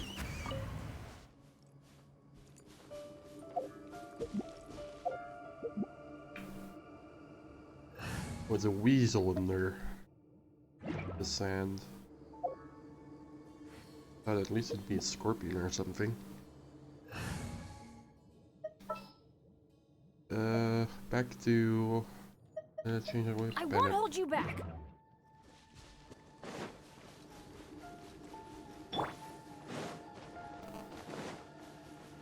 Imagine Bennett being the Pyro Archon.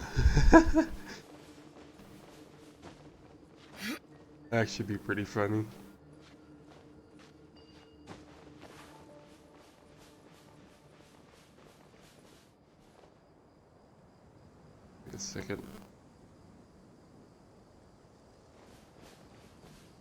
Wait a second. Where is it? Is there a cave? No. It's here. It wasn't up, it was down. Great.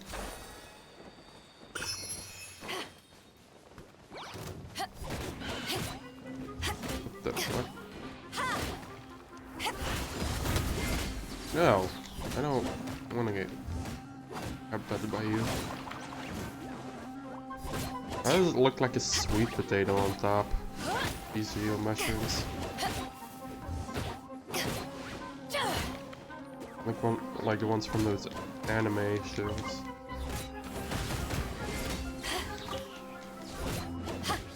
Like can I say?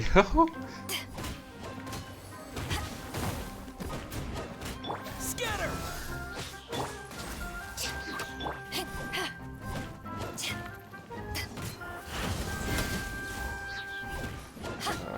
I really need like a better. I really need to upgrade my guys because combat takes a long time I'm for starting me. to lose count. Although I'm not really someone who likes grinding a lot, so. Okay, where's the domain? Oh my god. Is that efficient? No. What is that?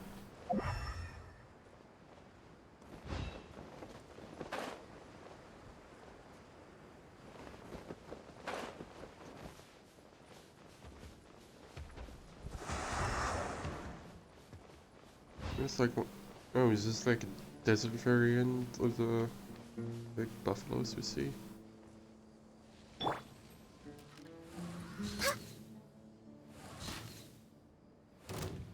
Wait a minute, that's actually... Oh! Oh! It is a fat bird. I thought it was looking a bit too unique for it to be a random bird. Like a scouting bird. That's cool. No, I'm supposed to be right on top of the domain, but there ain't nothing here. Does it have to pop out of the sand? Are we gonna have to solve a puzzle Indiana Jones style?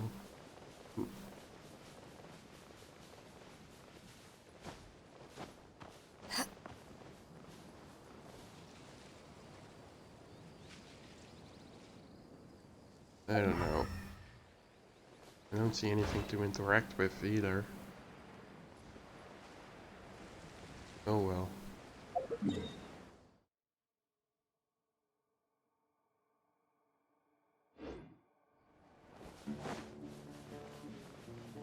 We'll just have to go on.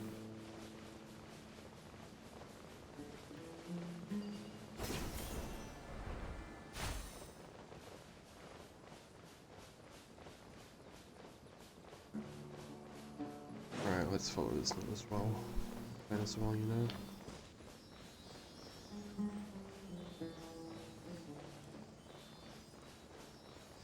Where are you taking me, little one? Lots of treasure. Oh god, there's another one over there. Sheesh.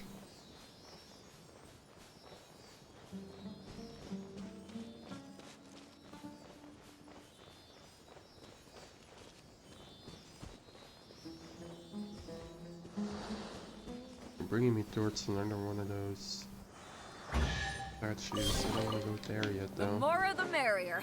First round's on me.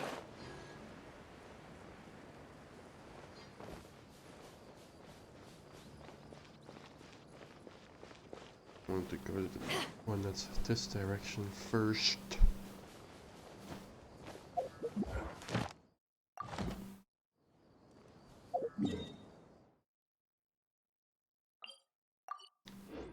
Are these scorpions as well? What are these? Yeah, they are scorpions.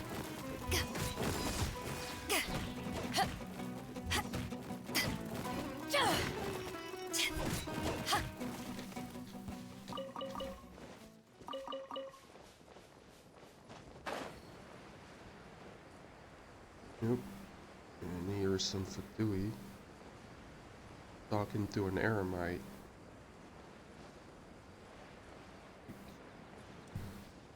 That didn't bode well.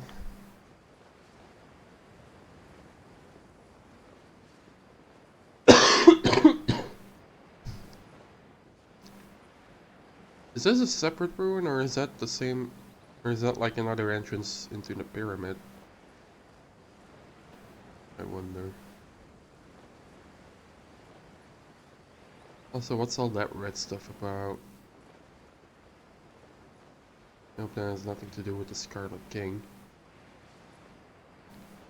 Although nobody seems to be worried about it in Sumeru, so either they don't notice it, or this is completely normal.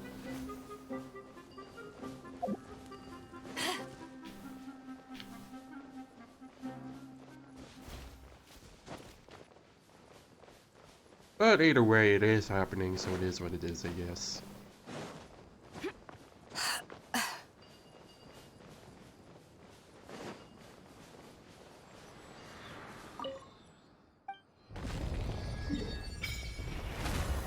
The mausoleum of King Dashred. Okay, so it does have something to do with the king.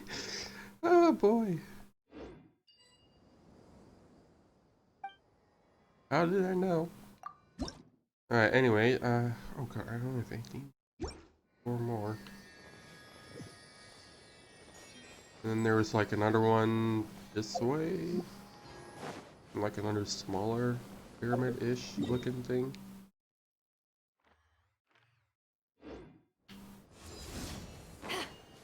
Oh, is that where the tornado is?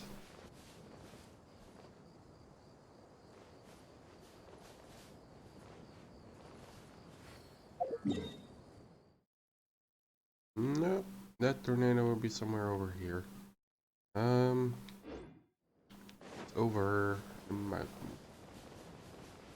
This one, oh, I hate those. That's a combat challenge. Probably won't be able to do it within the time limit. I'm gonna see what the other one's about. Ah, there it is. Okay, so it's the same, but smaller and only has... Wait a minute. Oh wait, it's like the top part of the other pyramid. Except it actually has an entrance. Wait.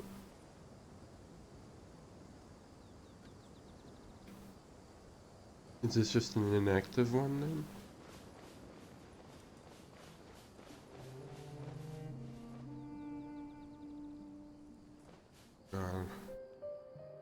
What's that storm about?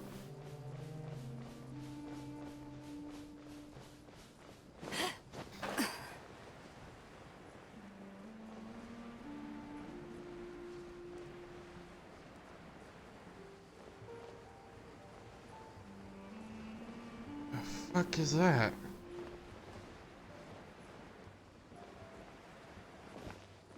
What are these?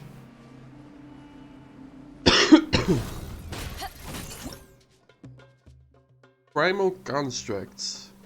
Oh.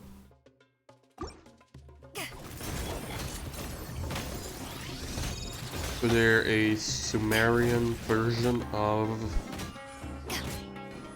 the Rune Guards? Or, well, the Rune, whichever one they're, Destroyer, or something. I don't know which one's which.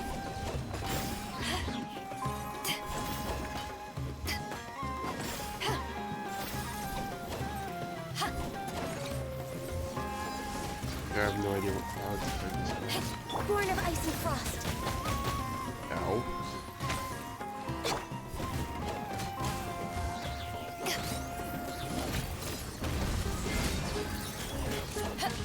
It's one of them.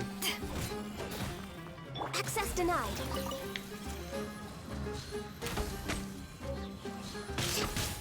Ow! How dare you lock onto me when there is a flower blooming? Where did you go? Right here. Bastard. Oi! I can see you.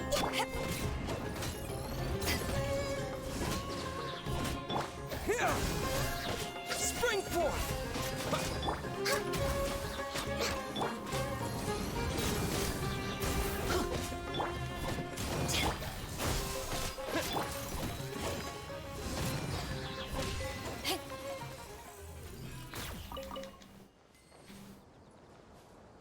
Right, that happened.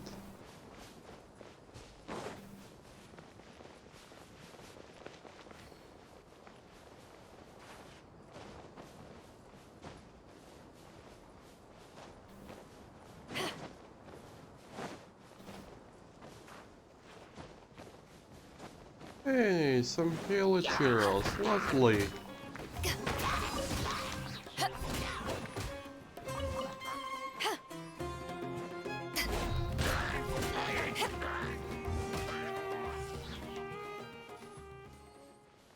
What is this? Yeah, more ore.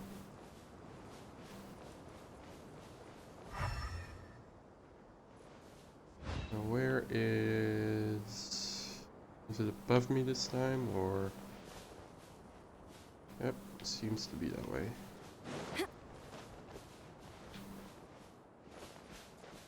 How do I get up though, is the question.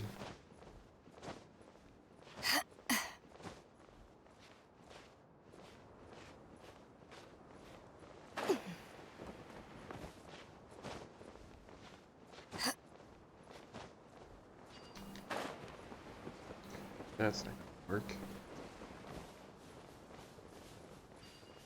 Oh. There we go.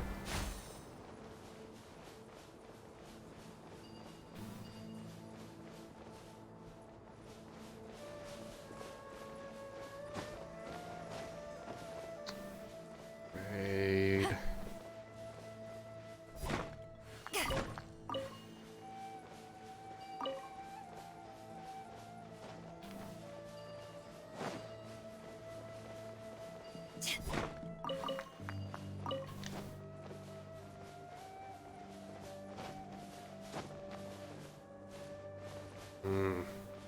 This is annoying.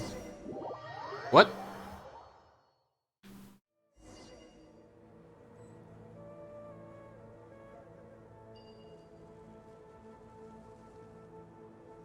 What the fuck just happened?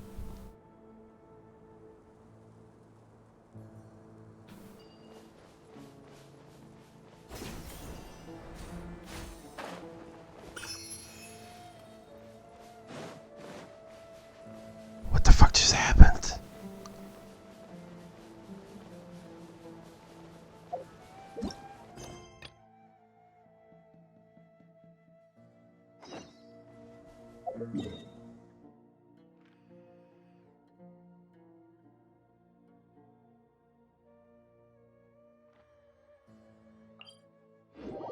Did they spawn the venue? Is that what happened? Oh. Alright, it's this way.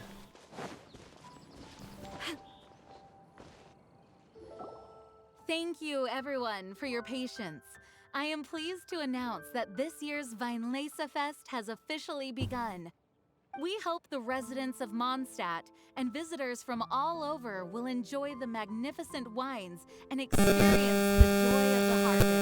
When Windcoming Day arrives, we will hold a grand toasting ceremony to welcome the Admiral Archon Barbados back home. Let the wind lead. Let the wind lead! So many people. Come on, let's sneak out of here. There's someone we gotta find.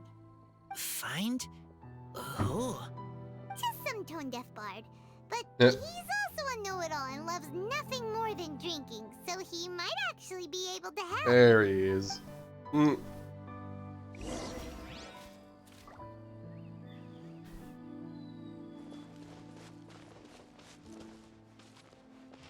Venti. Hey, tone-deaf bard! In the water. Traveler, Paimon, how do you do? I had a feeling I'd run into you soon, during this most enchanting of festivals. Spoken like a true poet. But reading between the lines here, if one bottle is tipsy and two is merry, just how many is enchanting exactly?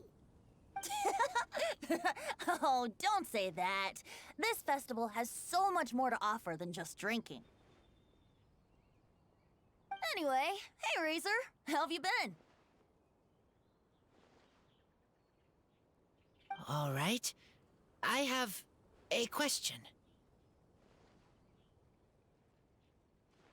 Yeah, Razor has something he wants to ask you about. Know anything about Thousand Wind wine? Ooh, now there's a name that takes me back. Let me think. How long has it been since I last heard someone mention Thousand Wind wine? Razor's parents left him a box with a half bottle of wine inside, and there's a label on it that says Thousand Wind wine. We heard there's a lot of history behind this type of wine, and the brewing methods go way, way back. So we figured you'd be a good person to ask. It smells good, but don't know what's inside. I see, I see. So you want to know how Thousand Wind wine is made? Well, you came to the right person. I happen to know a little rhyme called, well, as it happens, Thousand Wind wine. I was going to save it for Windcoming Day, but far be it from me to deny an early serenade to a friend in need. How about it? Shall I recite it for you? Yes, please. A song. Not easy to understand, but still want to hear. Excellent answer. Then, hear it you shall. Fill up the barrels and store them away. Then wait for a windier day. Wax the bottles, seal them tight, for the south wind that soothes, for the north wind that bites. How does this fine wine taste to the tongue? As Mondstadt to the ear, like a sweet dream of freedom. And what are the fruits that went into the brew? An explorer's courage, a love tender and true. A defender's will, strong as yesteryear, joining the thousand winds in a song of good cheer. Turning sour into sweet, bitter notes fade away, as we wait for a windier day. Thank you so much for the applause. Was the rhyme of help to you? Like wine.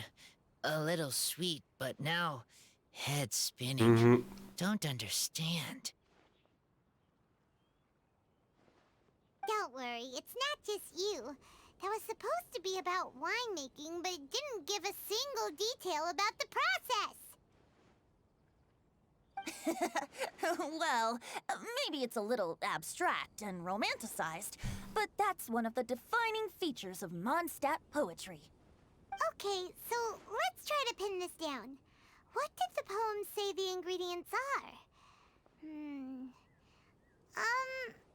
An explorer's courage, a love tender and true, a defender's will, and the thousand winds? Song of good cheer? Nope, Paimon has absolutely no idea what any of these refer to. Look, Tone-Deaf Bard, you clearly know what the whole thing means, so could you do us a favor and at least give us a hint? You misunderstand me. I'm not trying to make you work for it or anything, but the lyrics are what they are. If there's anything they left out, even I can't fill in the blanks. If you want to know the secret behind this sweet scent, you might have to start by rolling up your sleeves. Rolling up our sleeves? You mean we need to go and make this wine for ourselves, and somehow that'll teach us everything we want to know? This better not be a prank! We've known each other for so long, and you still don't trust my intentions? Oh, the pain. And his intention is just having us brew the wine so that he can drink it. I trust. I want to try. I want to make wine and find answers. If I know how to make wine, then I know what is in father and mother's wine.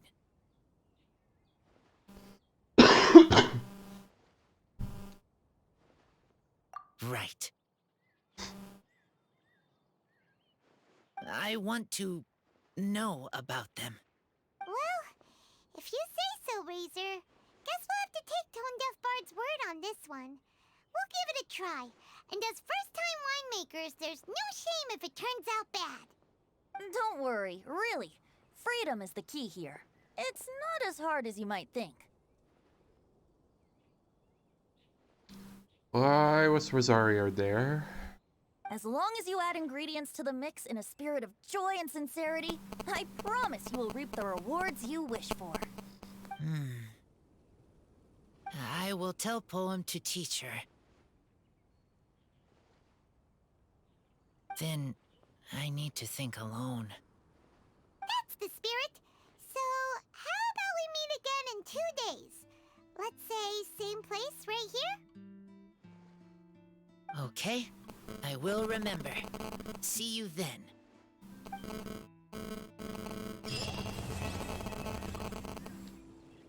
Okay.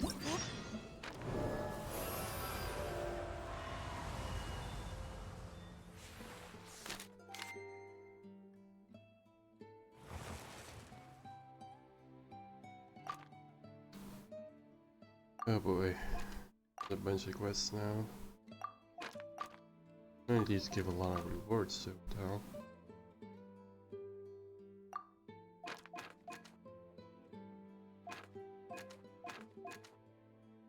Try the best wine in town. Let's go and browse, well. Oh.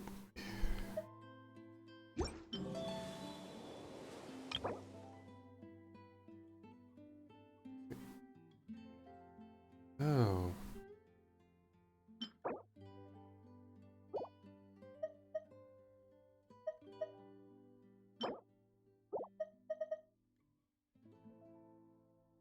Oh, I see. This is an event weapon. Gotcha. Well, I'm more interested in the Primo channel, but it doesn't seem like this is the way to get those.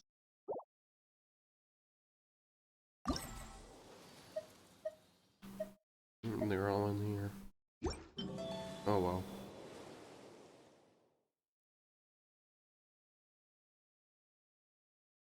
Right then. Ah, cold beer after a hard day's work. Nothing like it.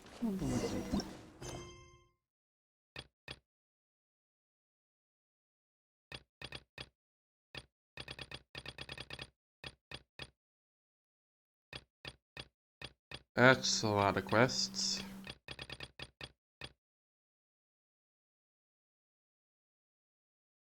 There's just like those to do. Oh boy.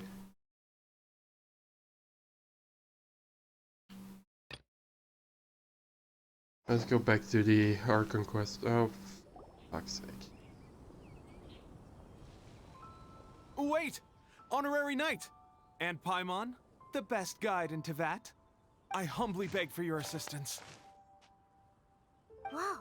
Did Paimon hear that right? Is Paimon finally starting to make a name for herself? Oh, wait. Haven't we met? That's right. I am Bernhard, a member of the logistics company under Captain Hertha. Normally, I would hope to become better acquainted before asking for a favor like this, but time's running out, so I really have no choice. Please help me rescue the charity event.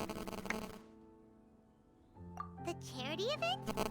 Oh, right! Master Jean mentioned that. So, what's happened? Well, the Knights of Favonius wants to run a stall during the festival. The idea is for all profits from the sales to go to charity. Specifically, the funds will provide support to disadvantaged children and elderly citizens. We drew lots to decide whose job it would be, and as it happened, I was the lucky winner. I really didn't want to screw this up, so I asked all around for advice, but my experience is in inventory and shipping. Now I'm supposed to run a whole shop, but it took me forever just to think of what to sell. I'm already completely out of my depth. And that is why I humbly beseech you to render your assistance.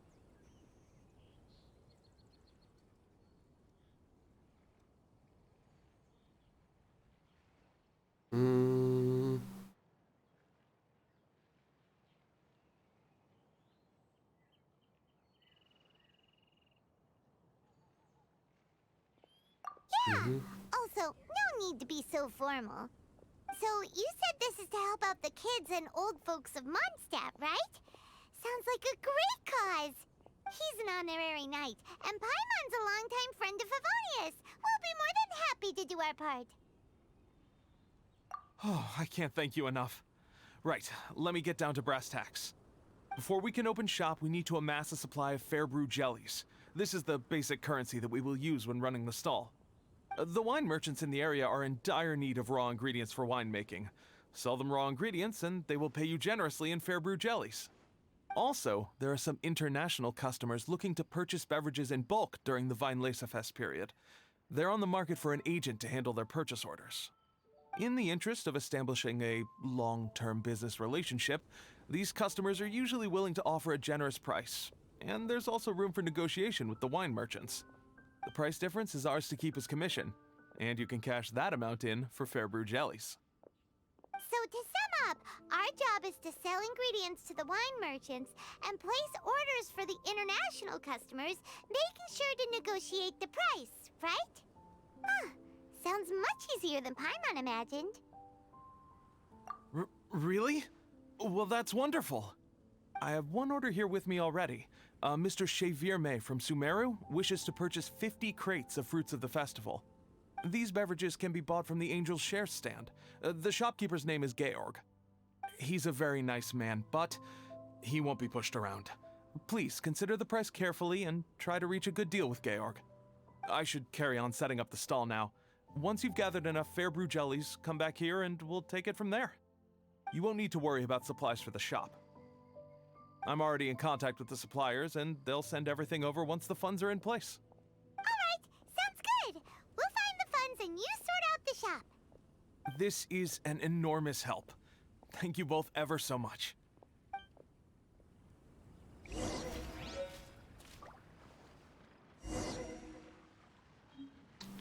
Alright, I wanted to do that later, too.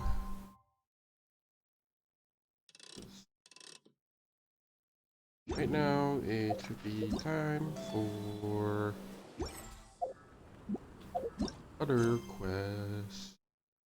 Clean up with Nahida, yes.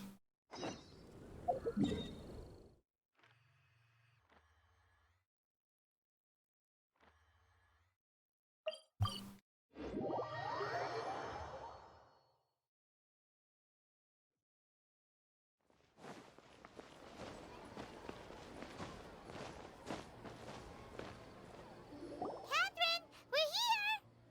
Oh, you are the other Catherine, right? That's right. I suppose I'm the other Catherine in your mind. Shh! We're on a secret mission tonight, so we need to protect Catherine's identity. Yep, Paimon's right. We cannot fully rule out the chance that the meetup tonight is just a trap. If something were to happen, my existence may be the only trump card we'll be able to play. After all, the Academia should still be unable to confirm the existence of my consciousness in the outside world. Yep, exactly. Just what Paimon was thinking. Well, they do keep an eye on the Akashic, and they monitor everything that goes on in it, according to the chick we're following. So Anyway, enough about that. Let's just make sure to be on our guard. Off? What do you feel is off? It's the middle of the night. Of course it's quiet. You're not getting paranoid, are you? No, I think he's right. It really is a lot quieter than usual. If you look around, there seems to be fewer people on the streets. I'm not sure if this is the case for the entire city, though. Huh. maybe it's just a coincidence. Maybe Sataria figured out a way to not only distract the guards, but also to get everyone to go to sleep early, just so we can exchange the documents in peace. I also can't quite figure out why things feel a little off. But now that we're here, let's go ahead and meet her as we planned. Are we in another dream? Regardless, Better not. as long as you're here with us, Paimon feels a little safer.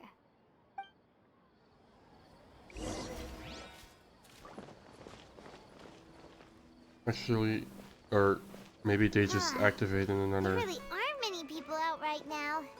Let's hope it'll be this quiet in front of the academia, and that Sataria managed to distract all the guards. Yeah, I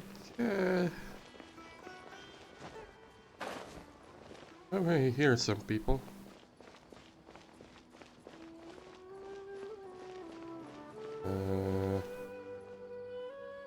Wait a minute. You don't have to be in here, do I? No. Okay. We go up.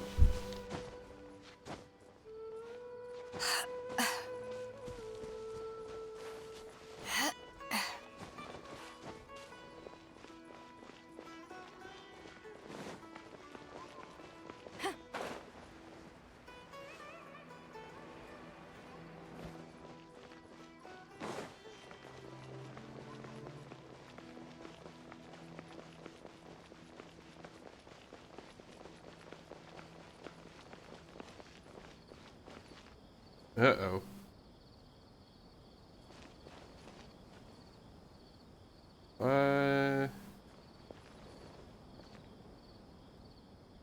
Are they all watching the bird?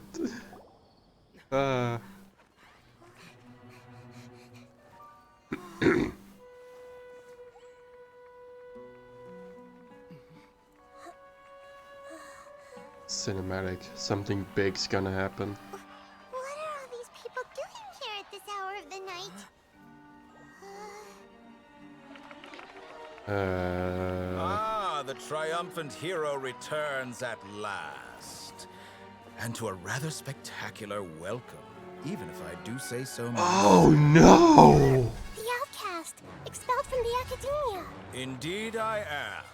Although these days they tend to call me the Doctor. Oh no!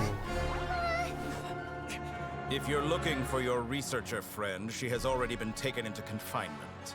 With some basic caution, she could have discovered the listening device on her person. Clearly, she lacks the degree of rigor expected of a true scholar.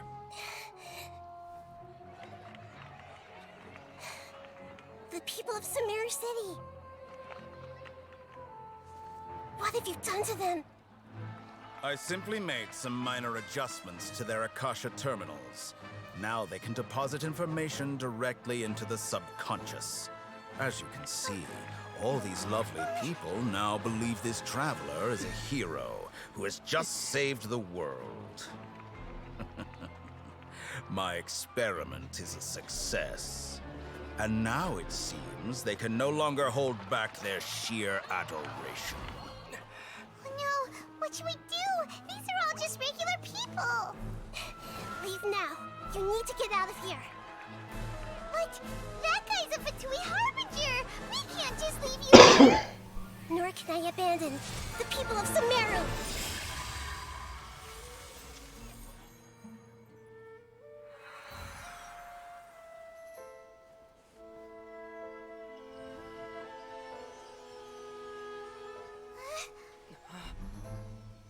Don't worry.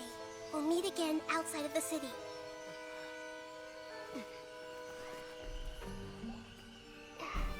I see. You appear to have overridden their mental faculties with your own consciousness. To possess such a powerful mind, you must be the god of wisdom.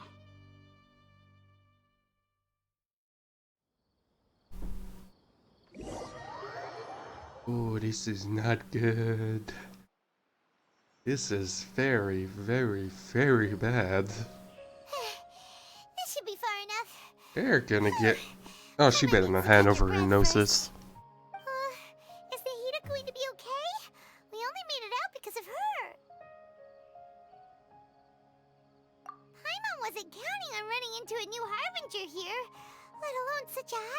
talking one. That guy was number 2. So scary. He called himself the Doctor. Remember, Tighnari told us about him. Sataria did say that someone who once got expelled from the Academia came back recently. And that even the sages are wary of him. Yep. Sounds like she must have been talking about the Doctor.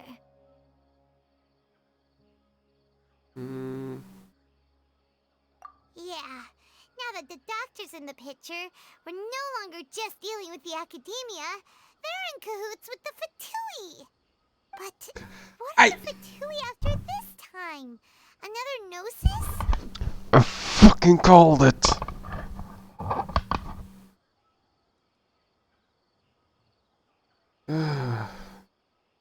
Yeah, things would be a lot easier with Nahita's help. Nahita said we'll meet again outside of the city. But we can't just keep waiting around, right? You mean... Tighnari. Oh, right! Wasn't he invited by the sages to work on some project when we were staying with him in the Vidia Forest? That has to be the same project. Even though he turned it down at the time, he might still know something. There's no time to lose. Let's go to Gandharvaville.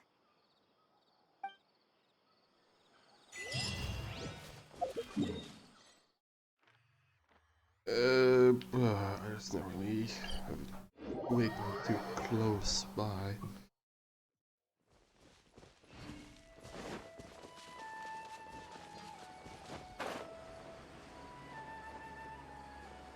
So is that one woman still waiting for me, or did I already do that quest? Actually, I forgot.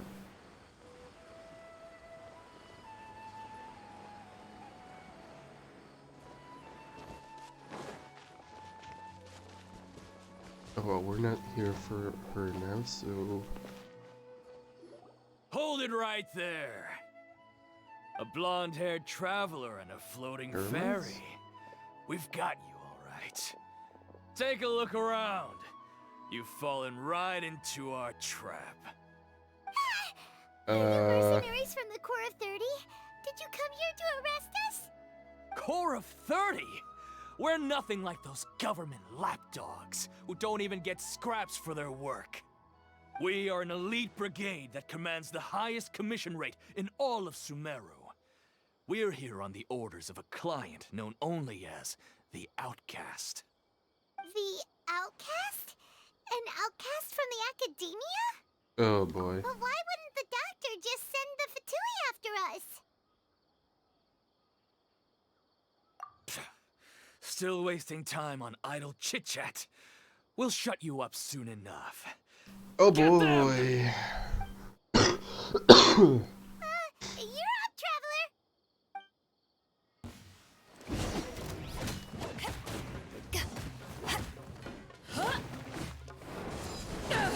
Nope. I thought they were gonna go stab, but they jumped instead. Scatter! Take that!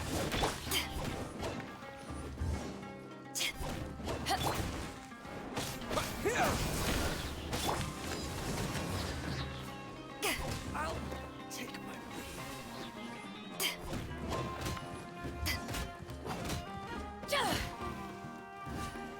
new punch.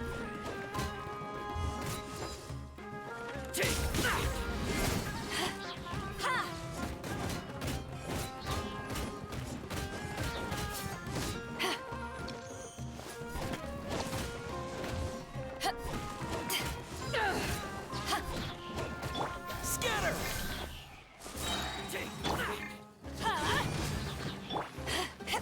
Need more.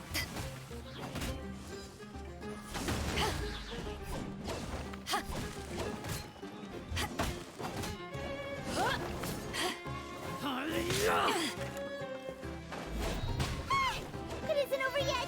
Here comes reinforcements! Oh boy.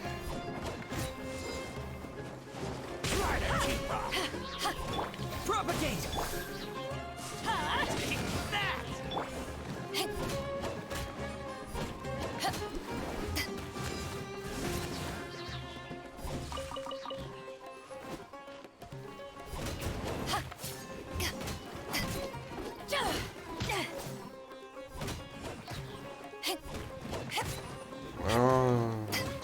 down already. No touching.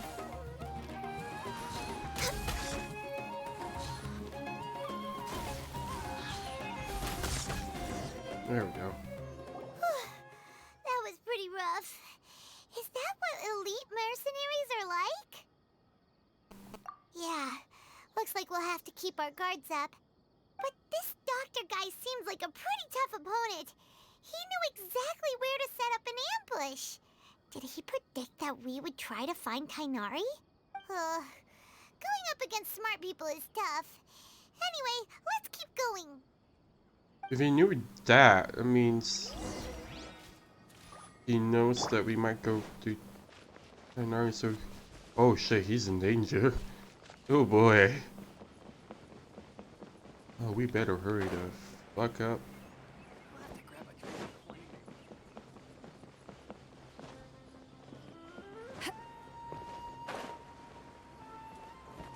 You're a Scala. Oh, it's the Traveler and Paimon. What are you two doing back here? Kale, it's nice to see you again. Are you doing alright? To be honest, I'm not doing too well. My Elazar has been progressing at a faster rate lately. I'm finding it harder to complete more intricate tasks. As a result, Master Tighnari is taking me off the patrol schedule. He will only allow me to stay here and coordinate other people's tasks. Oh, Kale. Speaking of Tighnari, did he go off on patrol? We're here to talk to him. Oh, Master Tighnari? He just left the Avidia Forest a little while ago. He was headed to Party's DI. Huh? He left? But isn't Tighnari always saying that he never wants to leave the Avidia Forest? He even turned down the Sage's invitation. I thought it was weird too. Master Tighnari always prioritizes his work as a forest watcher above everything. He almost never leaves his post. He left in a hurry this time, though. No, I only found out that he left through a message he left behind. He also made sure to delegate all his tasks using a schedule. To leave in such a hurry? I'd guess he had something urgent to take care of. Master Tighnari originally studied in the Amorta Darshan of the Academia, and Partis DI is something like the Amorta's research base. Many rare shrubs and grasses have been planted there for research. I know that before he became a forest watcher, Master Tighnari once spent a long time conducting research at Partis DI. A research base, huh? Gotta wonder what kind of research Tighnari just decided to work on all of a sudden. Oh, we don't have a lot of time, so let's go look for him at Party's DI.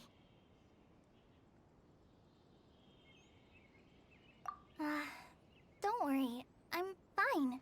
I'm used to living with Elazar by now. If you run into Master Tighnari, please send him my regards. Got it. Will do. See you later, Kale.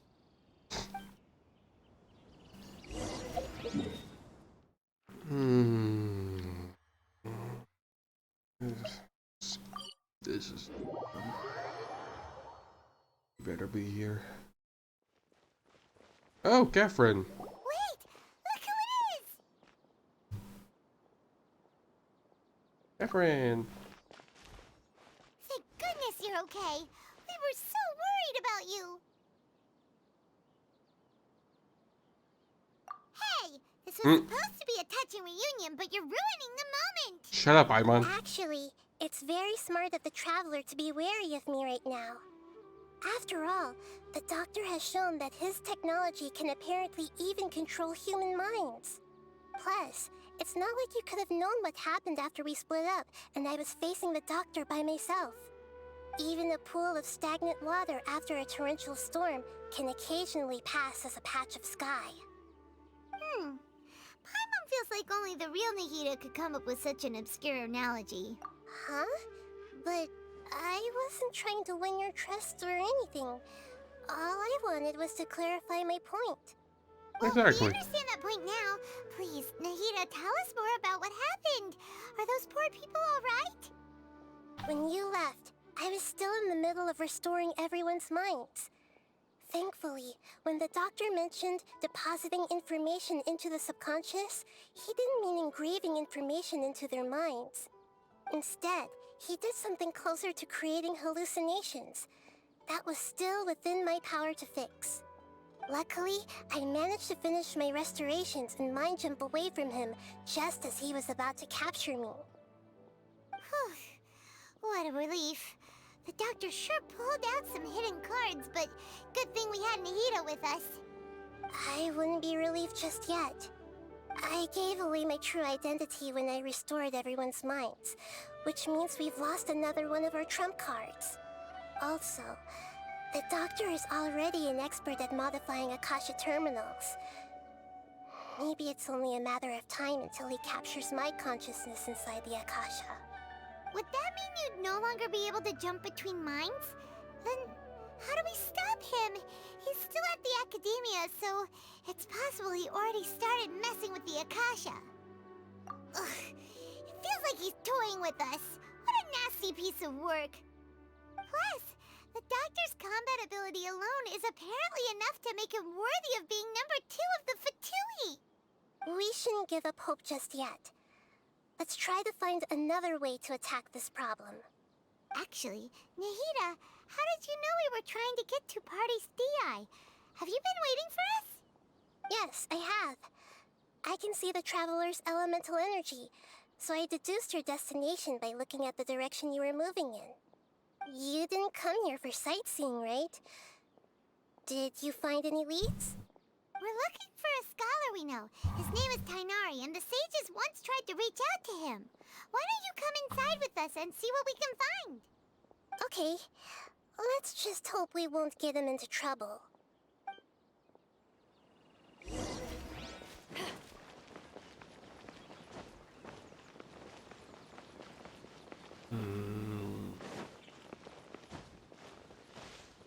I hate the Fatui. Oh, wait a minute. Oh no, never mind. I thought I was a Baiju for a second. Traveler? But nope. It is you! Ah, the voice! It's Hypatia! Ah, what a pleasant surprise! It's so nice to see the two of you again. Who's this? She's a scholar we met in the Avidia Forest. When we last saw each other, she was still training in the... what's it called? Satyavada life? Oh, I see. That's right, we're old friends. You've come at just the right time. Ever since I've come here, hardly anyone has even talked to me. Hypatia, you're way too excited about this. Actually, for you to leave the Avidia Forest means... you're not in training anymore? Wait, no. Did you already finish your training and reach Paripurna life? What do you think? My consciousness has already managed to make contact with the divine. You did it! Congratulations! It's so exhilarating to share this sublime joy with others at long last! When my consciousness made contact with the gods. Ah, what a supreme and unparalleled experience that was! She really doesn't look good though. That's incredible! Something's wrong. Oh, alright. Actually, please wait. I haven't forgotten my promise to you. Remember? I promised to help you understand what you saw from Ermann's soul once I gained deeper insights. My current self has not only gained true insight, but I can even help you establish a direct connection to the consciousness of the divine. You can do that? I've never heard of anything like that, but if you want to give it a try, I'll do my best to protect your consciousness during the process. Hold on. I brought some spirit borneal with me. This is still a crucial part of the ceremony. We're using that incense again? All right now. Hold my hand. I'll help you establish a pathway to connect your consciousness.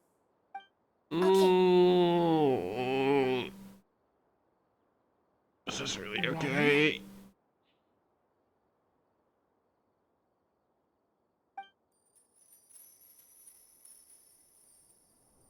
Oh boy. I better not end up being a captive of the doctor. Oh boy. It took 3 betrayals for me to finally understand.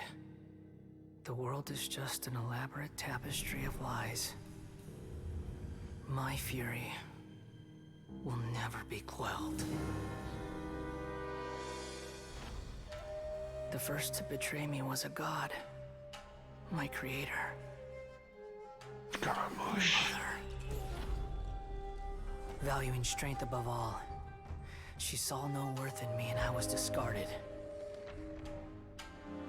The second was a human.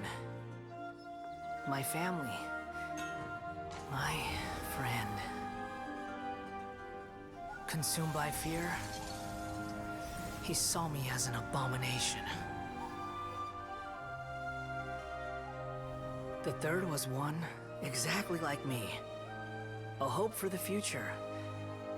A fledgling barely out of the nest. Powerless before his mortality, he broke his promise to me. Humans, they can't be trusted. And the gods fill me with pure loathing. So I said good riddance. I denounced the world and laugh in its face. My chest will never again be defiled by worldly filth. I will scrub away every last trace of human emotion.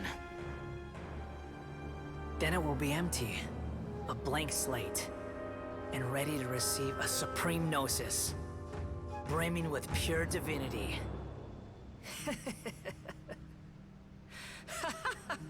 Why are we seeing Scaramouche's There's no need to memories? fear. The pain will be brief. Your era is coming to an end. Why are we looking into Scaramouche's memories? What the fuck? What was that?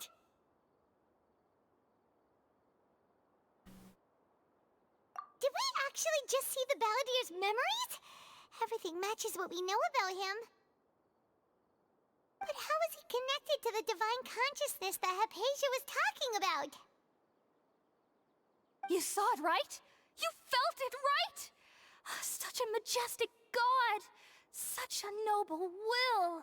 Such sublime emotion! Alas, shame. If only that which beats within my chest wasn't a filthy mortal heart. Oh, great and merciful God! Please grant me forgiveness and salvation! Do you understand now? I'm afraid this is no Puripurna life, but rather... You! Why are you so mean to me? Why is everyone hiding from me? I found divine wisdom.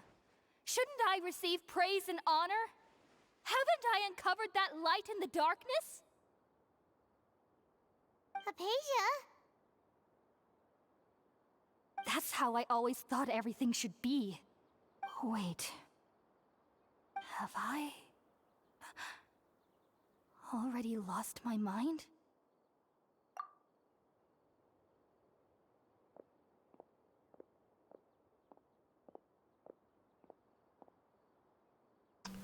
Oh boy.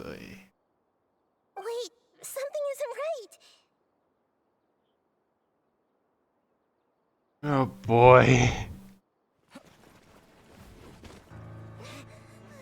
What now?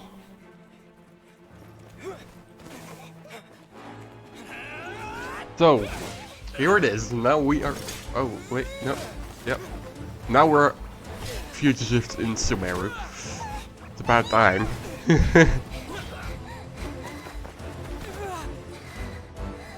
Oh no.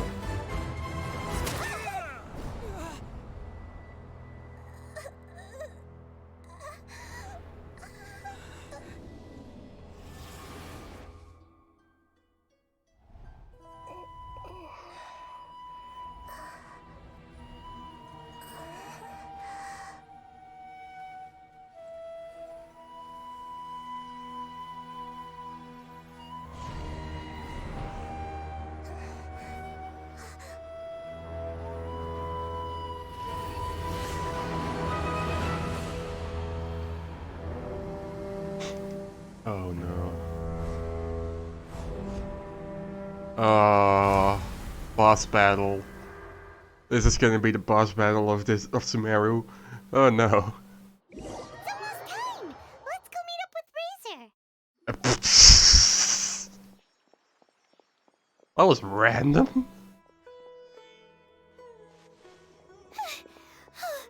Okay, we finally lost him! What? Are you okay, Nahida? Wait, no. Something feels different. You're back! Oh, the Traveler's back? Nahida was controlling your body for a while. It seemed like she jumped over to you as an emergency measure right before the Catherine puppet was destroyed. After that, Kainari heard the commotion and came over. He helped us defeat the mercenaries and then he ran with us all the way here. What? You swapped places?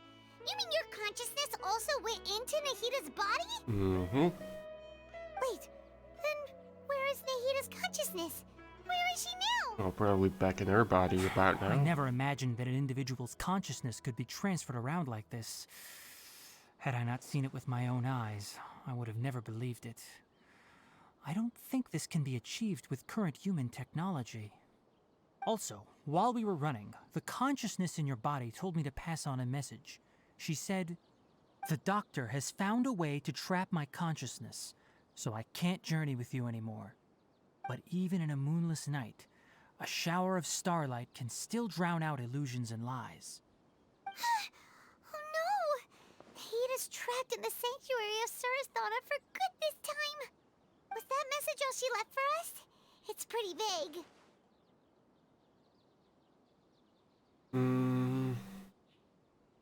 Oh, that makes sense.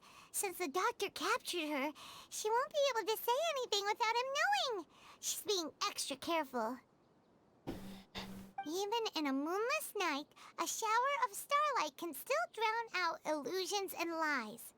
Huh. Paimon knows the moon illusions and lies are from the alchemical divination at the Sub-Zero's festival. Mm-hmm.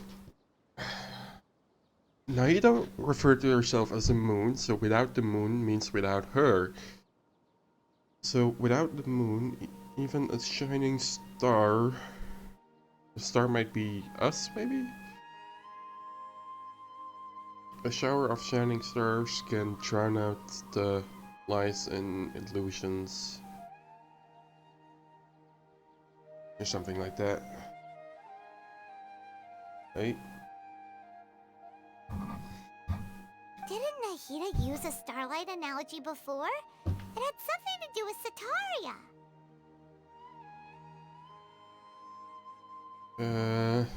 The moon refers to Nahida. Division refers to the Academia's plans. Starlight refers to the people of the desert.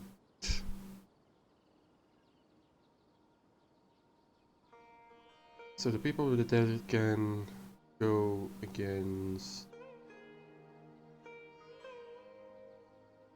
the Academia. Oh, that makes a lot of sense. Huh. Do you think Nahida was telling us to go find help in the desert? But she isn't with us anymore. Think we'll be okay? Paimon, you said Sanctuary of Suristhana. Does this mean that this Nahida you're talking about, the consciousness who was occupying the Traveler's body, is the Dendro Archon? Your guess is correct, but the situation's a bit complicated, so it's really hard for us to explain right now. That's all right. A scholar's curiosity doesn't need to be appeased right away. As for the complicated nature of the situation, safe to say I have witnessed that for myself. I've spent some time with you, and it looks like the Dendro Archon's also on your side, so I trust you. Thank you, Tainari. Oh, actually, we came here to ask you a question. What do you know about the project that the sages have been working on? Ah, that.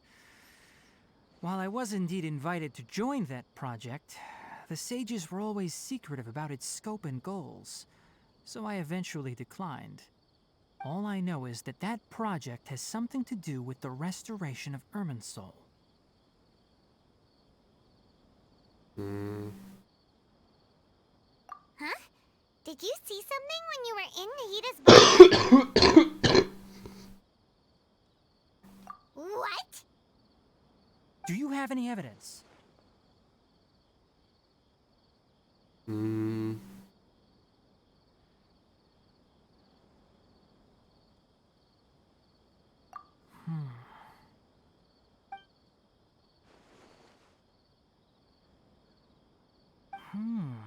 So that's what happened. That explains why Hypatia's symptoms were different from those of the other scholars who went mad. It's because she made contact with the consciousness of a new god who is still in the process of being born.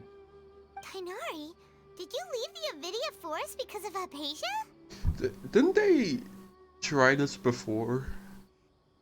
Trying to create a new god that they can control?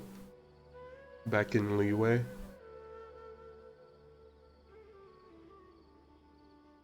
Weren't they trying to raise like a mechanical version of what's his name? That sea god that Zhongli put down with rock spears before? Well, technically that wasn't Zhongli because it was still the Geo Archon back then, but you know what I mean. I did. I noticed Hypatia's mental anomalies, but since her symptoms were rather atypical, I secretly took her to Pardes Dii and began searching for a way to return her to her normal self. If I didn't take action, Hypatia would have already been taken by the Matra to the desert, doomed to a life of exile at Aru Village. Now that you mention it, I knew the Academia has never thought particularly highly of Lesser Lord Kusanali, but I still didn't expect them to do something as arrogant as creating a new god. Looks like I made the right decision by not accepting their invitation.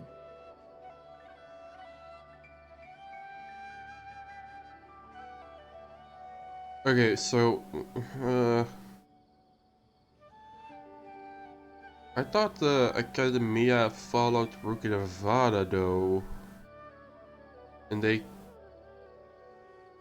couldn't accept him passing, which is why they didn't like Nahida or slash Kusanali. So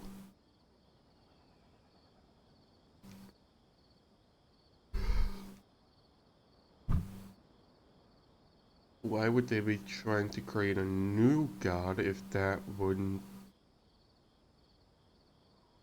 Because they wouldn't want that either if they can't accept Kusanali as a new god.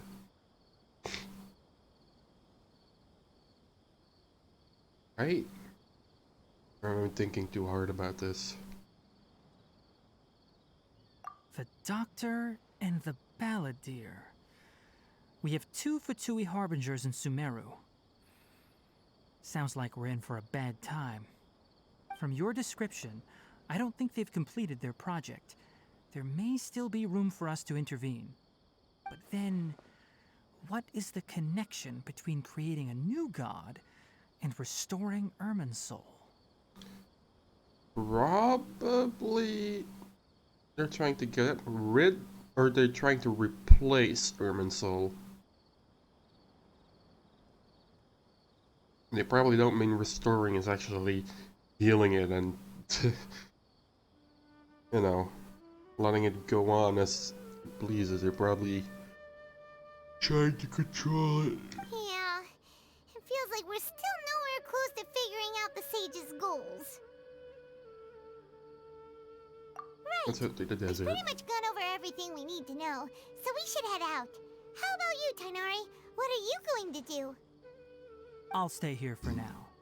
I still want to try a few more things to help Hypatia. If you're planning to go into the desert, start by heading for Caravan Rabat. That'll be your fastest route. Come find me here if there's anything else I can do to help. May the spirit of wisdom go with you. Thanks, Tighnari. Hopefully Hypatia will feel better soon. We're off then.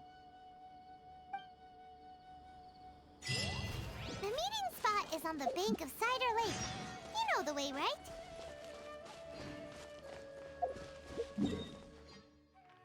Here we go.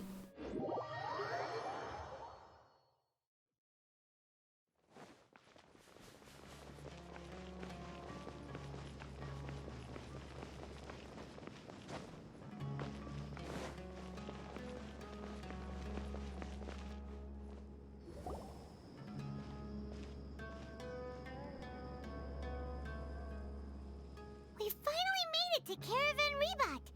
It's pretty lively here. So, just past this wall is the desert, huh? Oh, wow. Paimon remembers hearing people call this the Wall of Samiel. It's made to block sandstorms from the outside. Oh, if it's this tall, it's gotta be the divine work of Greater Lord Rukkhadevata, right? Enough gawking. Come on, follow me. Ooh. Huh? Over here.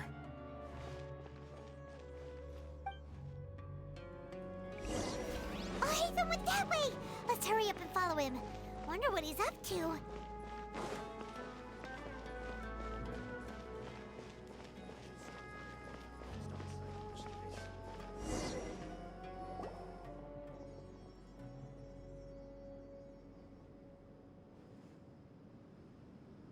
Oh god, we're being followed. What the? Where did he go? How did we lose him? They were just here a second ago. More Eremite mercenaries? Who are they working for this time? Anyway, Traveler, it seems like we were being followed again. You were too careless. You should have noticed those hopeless amateurs trailing you a long time ago.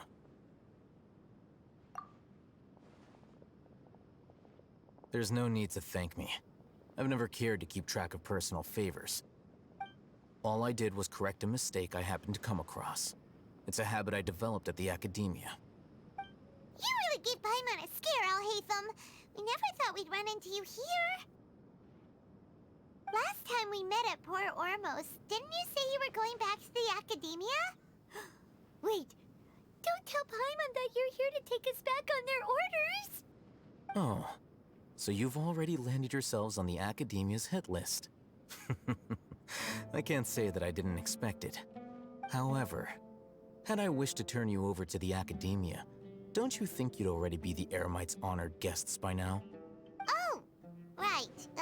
You do have a point. I have no interest in running errands for that project. As a scholar, I've always belonged to the camp that promotes researcher autonomy. And these days, you're more fascinating than anything the sages can offer. Not quite. To tell you the truth, I'm still investigating the Divine Knowledge Capsule. Unfortunately, I've run into some difficulties. Everyone says the capsule originated in the desert and was eventually moved to Port Ormos. If I am to get to the bottom of this, I must understand how the capsule first came to be. Which brings me back to you, and why you're so interesting. The leader of Ain al-Ahmar used the Divine Knowledge Capsule right in front of you, and upon seeing him, your expression became perplexed, and you were lost in thought for quite some time. To have that kind of reaction, I think you must have realized something. Are you interested at all in sharing what you've been hiding from me?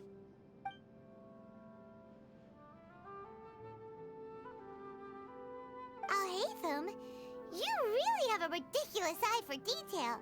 What kind of person even notices and remembers stuff like that? So that's your answer. Well, I do work for the Academia after all. So considering that, it is indeed wise to keep your cards close to your chest. But that does prove you do have some undisclosed information about the Divine Knowledge Capsule. Am I right? Well, not exactly. Or at least not something that is directly connected to it as of yet. I mean, No a matter. roundabout way, I might know Rather than something. simply learning the answers from you, I'd still prefer to investigate on my own. Speaking of, you two are also headed to the desert? That's right! We have the same plan as you! But we don't really have any concrete goals at the moment. Then I'd suggest starting with Aru Village. It's the largest settlement in the desert, so it'll probably have more resources and intel than anywhere else. Well, would you like to head there together? It's always better to travel with someone you know. Let's go!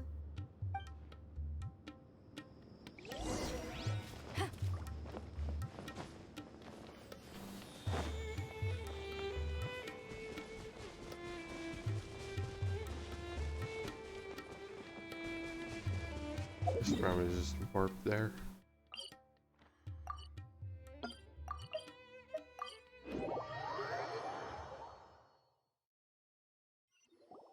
Before us lies Aru Village, the safe haven of the desert folk. Whoa, this landscape is really something else. What a cool place! Oops.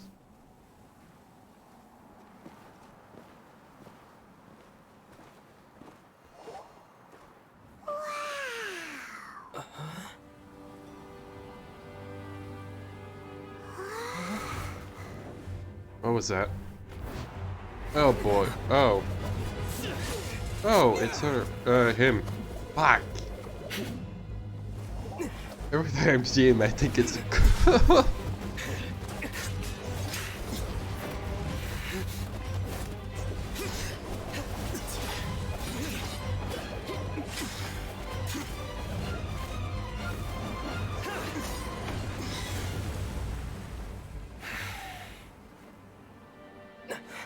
Sino.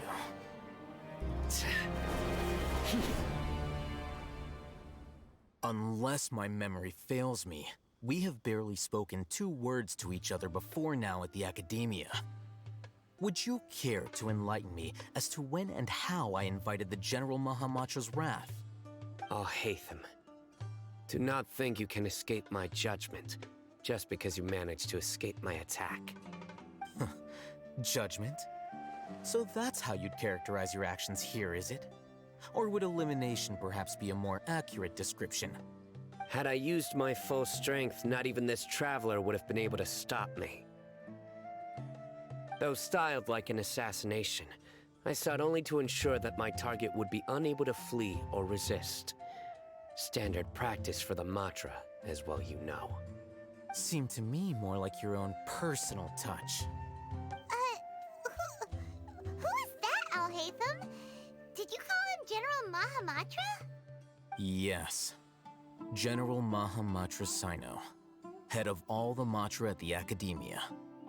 He's a formidable hunter, and the ultimate nightmare for any who have committed academic crimes. You seem to have placed a lot of trust in Al-Haytham, to the point of blocking an attack for him. If I were you, I'd never choose to side with him. I wouldn't believe a single word that comes out of his mouth. I have been pursuing this scribe for a long time. I urge you, stand back and do not seek to defend him any longer. Otherwise, there will be consequences. Has Al-Haytham done something wrong? Paimon doesn't think he's as bad as you've made him out to be. I won't waste my breath explaining things. Al-Haytham, I saw it during our fight. Take it out. The divine knowledge capsule you're hiding on your person. Unless you want me to retrieve it for myself. Very perceptive of you. Nothing escapes a Matra's senses. Wait, the divine knowledge capsule? Didn't it fall into the Matra's hands in Port Ormos? No wonder you speak with such confidence, Sino. But I must admit, I'm very curious. What does this capsule mean to you? And why, as General Mahamatra of the Academia, are you all alone in the desert? As far as I'm aware, the other Matra have been speculating about your disappearance. Have you been given a mission that's, let's say, morally dubious? If I was the real target of your mission, What was stopping you from simply using your authority and resources to judge me within the walls of the academia? I should have known you'd be difficult to deal with. You two? Ugh! What should we do, Traveler? Paimon feels like we can't trust either of them. Ahem. Well, look at you two, acting all tough and self-righteous over there. Wait, Dia? Great! Finally, someone that we can trust! You gotta help us out here, otherwise these two are gonna start fighting again! Yeah, sure looks that way. Two giants from the academia duking it out once and for all. Not something you get to see every day, that's for sure. Listen, I know you academic types love to fill up your big brains with self-righteous morality and lord your empty rules and virtues over each other. But how dare you bring your petty disputes into the safe haven of Aru Village? It seems like someone's gonna have to beat some sense into your thick skulls until you finally learn to respect these grounds.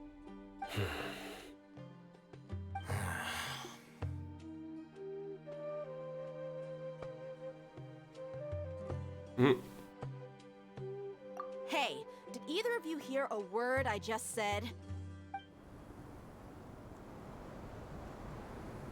Oh boy. Whoa, what's going on? The wind's so strong! Is this a sandstorm?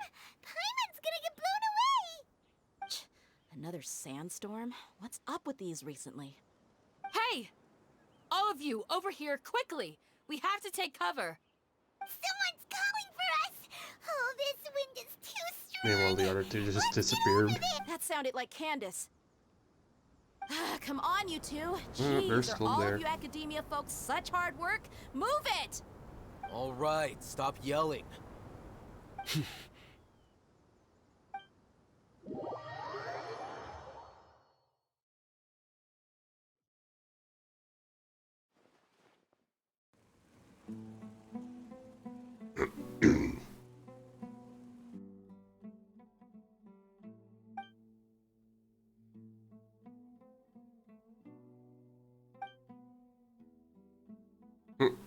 Well, this is pretty awkward. Hey, wanna play sardines with three people who wanna tear each other limb from limb? Sure, why not? Sounds fun. The air is so thick and heavy. Paimon can hardly keep floating anymore. My sincere apologies, everyone. This is the home of our village chief. I will have to ask you to make do with this small room until the sandstorm dies down. Please, let me introduce myself. I am Candace, protector of Aru Village. Our savior has come at last! Nice to meet you, Candace. The name's Paimon. Thank you so much for helping us. There's no need to thank me. It's only right to help each other I'm when not the gonna weather say gets it. rough. Wow, she's so gentle and caring, like a nice older sister. Unlike those guys over there. All right. Now that we're all better acquainted, we should return to the topic at hand. As a guardian charged with the responsibility to protect my fellow villagers from harm, I was observing your conflict from afar, even before the sandstorm started. And now that you have set foot within Aru Village itself, it is all the more my responsibility to make absolutely sure that you pose no threat whatsoever to us. So please, have an honest and sincere conversation with one another, and put your hostile feelings to rest. If anyone dares to start anything again while they are under this roof, I will not hesitate to send them out for some quality time with the creatures of the sandstorm. Oh, on second thought, Paimon may have misjudged Candace's character. And that goes for you too, Miss Dia. Do I make myself clear? All right, we got it, Candace. That's what I like to hear. So, which of you will begin? I was supposed to be a mediator, but I might have gotten a little too involved just now. Anyway, one of those two should probably start talking. Wait, that was you trying to be a mediator? I have nothing to hide, so there's no shame in explaining myself. While Al-Haytham wasn't wrong about the other Matra not knowing my whereabouts, it's not because I've been assigned a morally dubious mission. Rather, I've chosen to exile myself. Huh? Exile yourself? A little while ago, I discovered that there was data missing in the Academia's project planning and development files. What little they did report clearly did not match the project's actual progress. As General Mahamatra, I had the responsibility and authority to request an audit. However, to my surprise, the person responsible for the erroneous data was none other than Grand Sage Azar himself. I tried to investigate the issue myself before submitting a formal audit request, but I soon found that all leads and potential pieces of incriminating evidence were carefully concealed from me. I began to realize that they were cautious of me from the very beginning. Unsurprisingly, the Grand Sage rejected my audit request as soon as the submission reached his desk. He even said to me, "The power of the General Mahamatra is granted by the sages. You have no right to judge us." So they really are up to no good. I realized then that to the Grand Sage, the Matra are nothing more than tools for the sages to assert and maintain their control over knowledge. The vows that we took, the principles that we strive to uphold, they are meaningless to the academia of today. I believed it would be wise to flee the academia before the sages had a chance to take action against me. This way, they can no longer see nor predict my actions. I will never give up on this investigation. There's no need for someone else to give me power or authority. Once I find the truth, I will administer judgment by my own name. Sino seems to have the same goal as us. We're all investigating the sages. Plus, now that he's no longer the General Mahamatra, he somehow feels a lot less scary.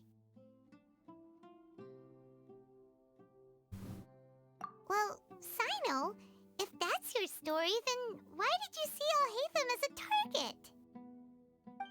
When I was investigating the matter in the academia, I overheard a conversation between Al-Haytham and a sage. The sages asked you to investigate a blonde-haired traveler. Do you dispute this, Al-Haytham? What? Like many parts of the project, this assignment was undocumented. Now throw in your suspicious behavior with the Divine Knowledge Capsule, and I think we deserve an explanation.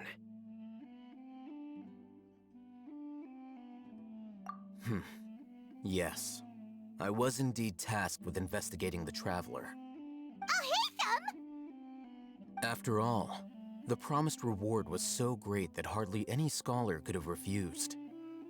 The sage told me, once you've completed this assignment, I can give you a glimpse of divine knowledge.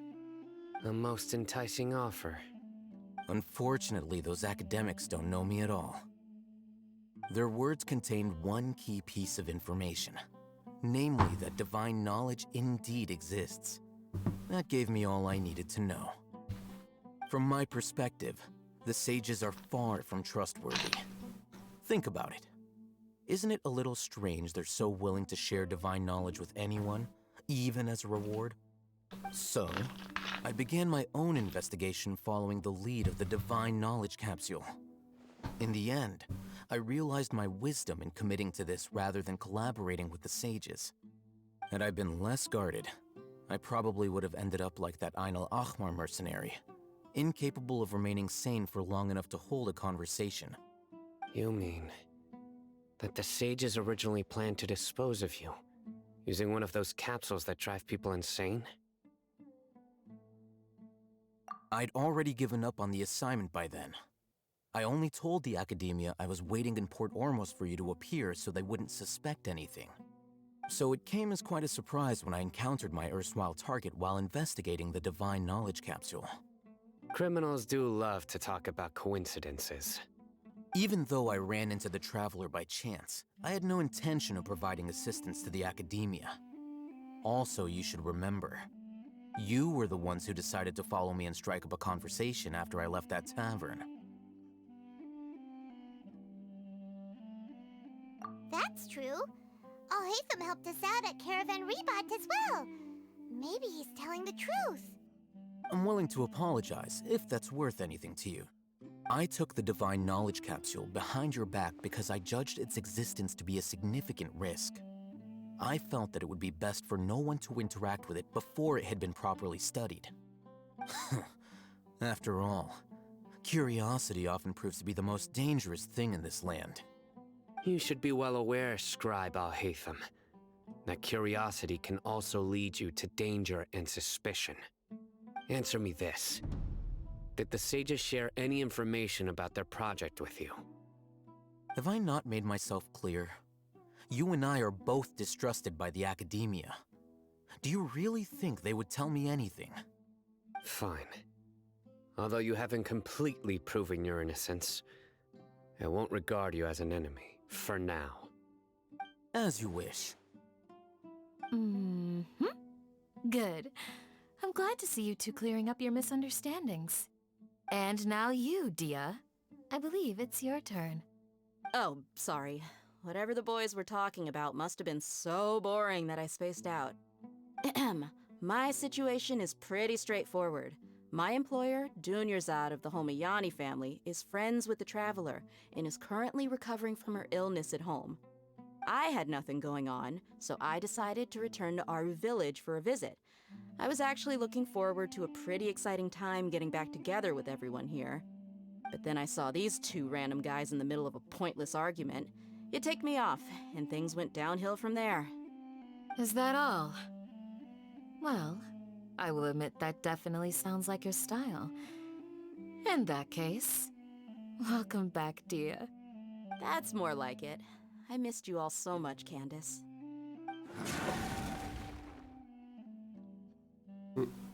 What? Whoa! What was that sound?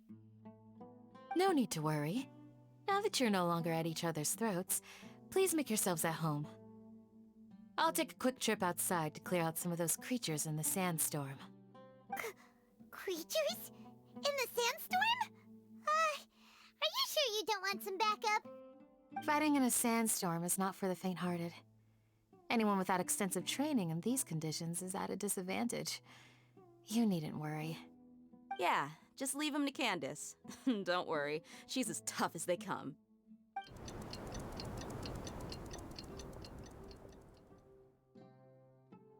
The winds died down. That means the sandstorm's over, right? Candace still isn't back yet, though. Is she alright? Maybe we should go out and check on her. When you put it that way, even I'm starting to feel a little worried. All right, let's go. We've been here long enough, and the boys are as chatty as the floor.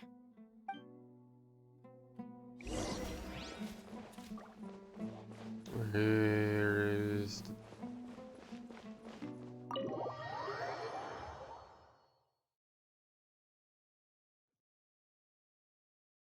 so many things are happening. Wait, why is the path going that way if the marker's down there? Oh, this is just a cliff, that's why.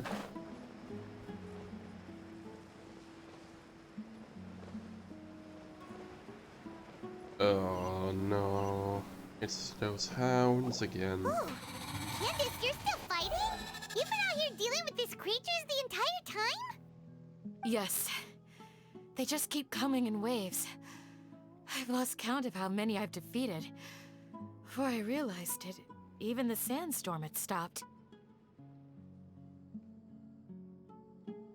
Ah! Here comes another wave! Leave this round to us. I got interrupted earlier, but now I have something to take my anger out on. It's been quite a while since I've seen the Flame Mane in action.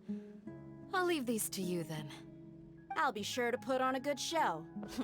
Let's go! No, can you just take care of these guys without me, please? Really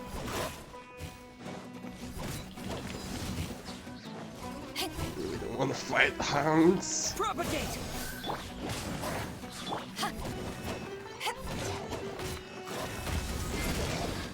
I hate these guys.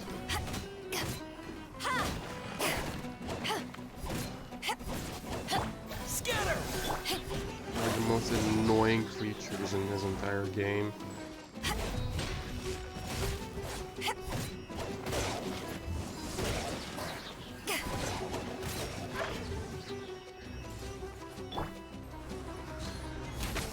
Access denied.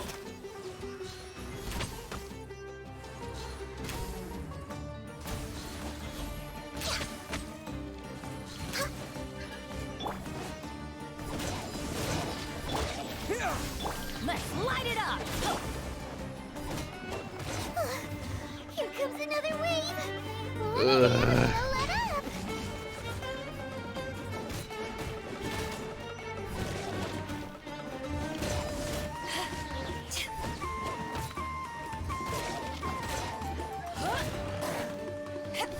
Propagate!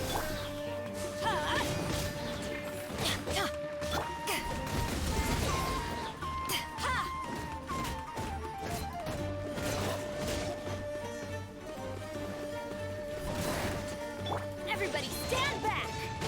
Born of ice and frost.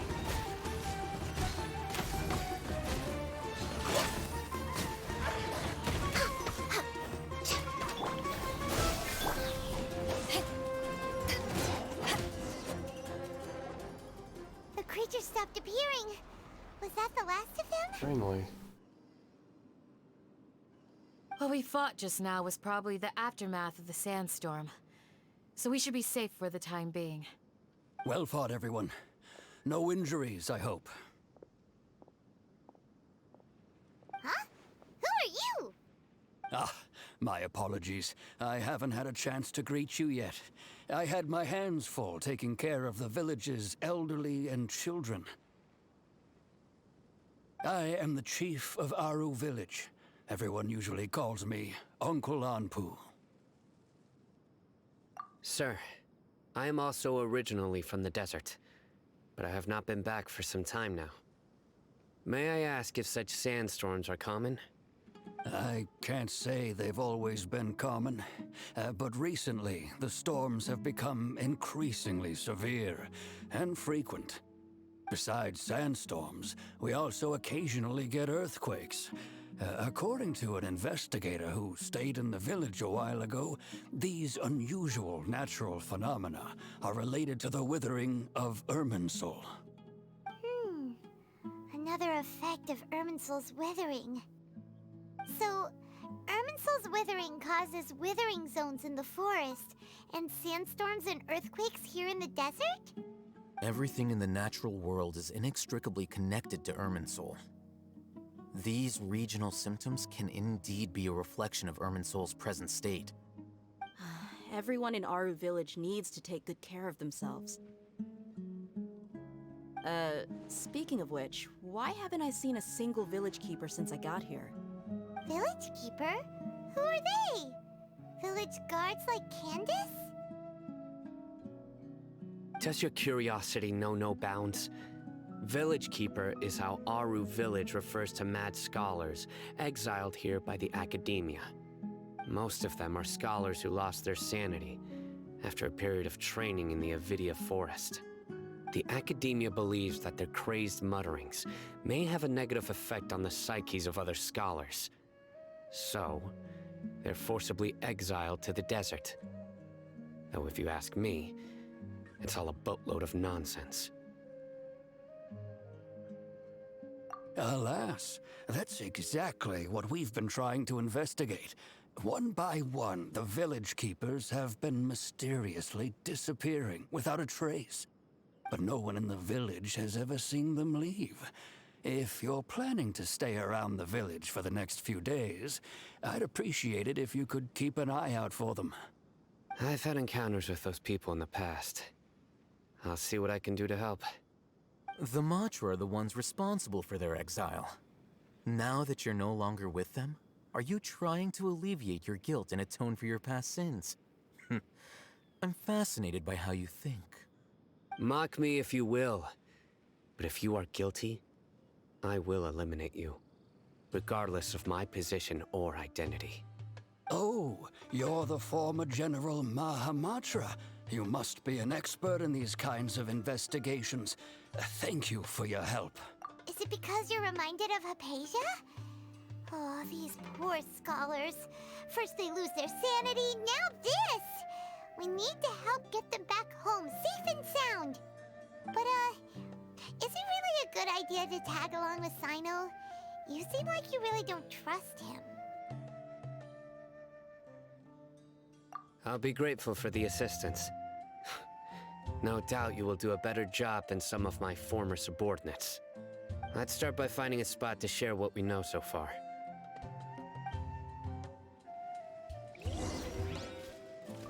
Eesh. Let me just get a quick heal.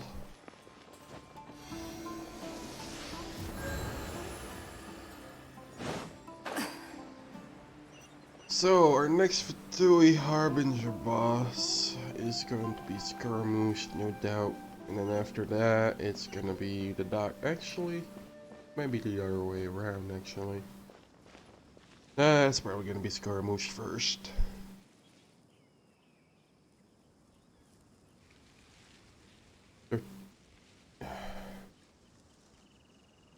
I mean, we've already technically If you ever want to trade tactics, taken I'm always Tartaglia, ready. but why is Tartaglia a playable character if he's one of the bad guys?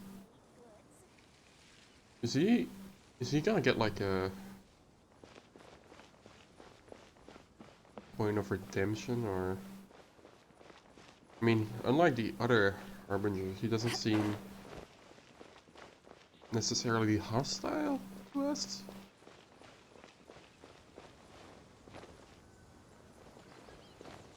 He might just be in it for another reason than they are. Although I've sent myself into exile, I'm still doing essentially the same things as before. Do you still have any questions for me before we start our investigation? One of my former subordinates told me that this title has its origins in a strange incident. The Academia has long exiled mad scholars to Aru Village. A mysterious phenomenon exists here. When mad scholars first arrive, they are as incoherent and deranged as before. But after spending some time here, they invariably begin to calm down. Initially, the people of Aru Village greatly resented having to take in the mad scholars. But a strange incident one night changed that. Aru Village was struck by the strongest earthquake in living memory. Seeing buildings on the verge of collapse all around him, the then chief of the village was preparing to take everyone to safety. Suddenly, he noticed a mad scholar crouching in a corner, caressing the ground with his hands. A soft, green light radiated from him, like a divine glow against the backdrop of night. Despite the powerful tremors that ripped through the ground that night, all the houses remained upright, almost as if they had grown roots reaching deep into the ground. In the end, not a single building collapsed, and no one was hurt. After that, the people of Aru Village treated the mad scholars with greater kindness, and began to refer to them as the village keepers. A soft green light?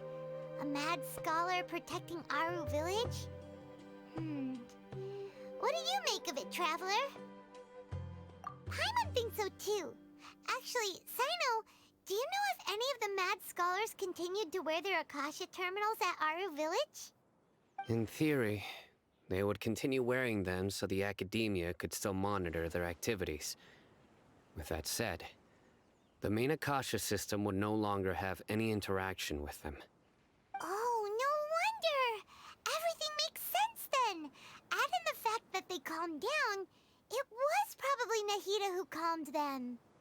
If you are able to draw a conclusion from this one story alone, then it appears you possess much more information than I do. So, what do you make of the story?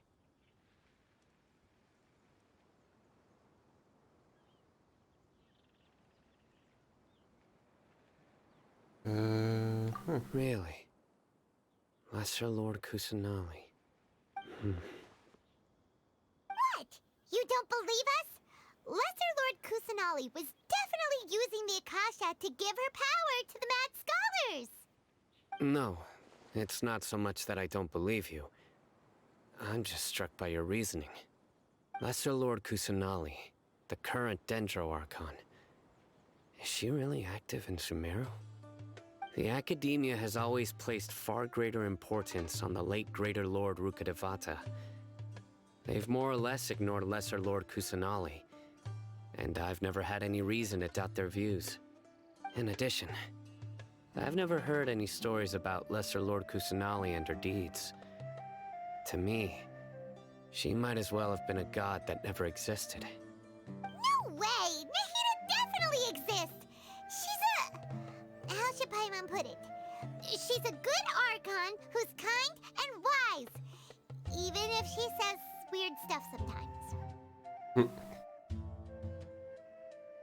I've spent many years interrogating criminals, so I can easily tell when someone is lying. Good! Then you should know that we're telling the truth! That look in your eyes.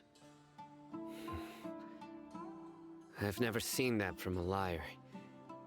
You two really must have met Lesser Lord Kusanali. How can this be? To think, our Archon has been amongst us this entire time. Well, that's just how they operate. Now it's our turn to put our skills to good use for this investigation. But easier said than done, especially since we don't have any leads. Maybe we can start by knocking on some doors. Excuse me, are you here to help me find my grandpa? Huh? Who are you? By the sounds of it, a resident of this village. My name is Isak. You'll help me find my grandpa, right? Oh. Is your grandpa a mad scholar? Hey, don't say that. Grandpa is just Grandpa. Why do you have to call him that? It's not like he's a bad person or anything. The person you're referring to is not a local, yet you are. Why do you call him Grandpa? Grandpa is just Grandpa. He's my family. I heard everything you said to the village chief. Please, you gotta take me with you. I want to find my grandpa. I swear I'll help. I won't be a nuisance. Ah, so you're the one who was eavesdropping on us around the village chief's house. I was planning to go out and take care of whoever it was, but I had a vague feeling that they didn't harbor any ill intent. Whoa. Hazen wasn't kidding about Matra having sharp senses. Sino, he's just a kid. All he wants is to find his grandpa. Let's find a way to help him. Sorry. I was only listening in because I wanted to know where Grandpa went. Honest. If you don't believe me, you can ask Miss Candace. All right. But first, let's confirm the facts with Candace.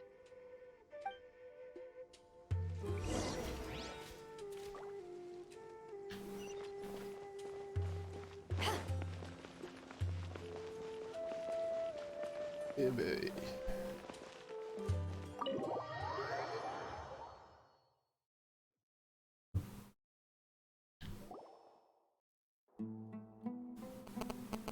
Sino is super vigilant. Is this what all the Matra are like? Ah, you're back already. We just wanted to confirm something with you. Do you know a boy by the name of Isak? I had a feeling he'd go looking for you. Huh? You knew this would happen? Yes. Although he tried his best to stay hidden, I still noticed him eavesdropping outside the window. He really wants to get his grandfather back. Isak's parents were both Eremite mercenaries who rarely returned to the village after finding employment in the city. He was raised by his grandfather. Unfortunately, it was only a few years before his grandpa passed away.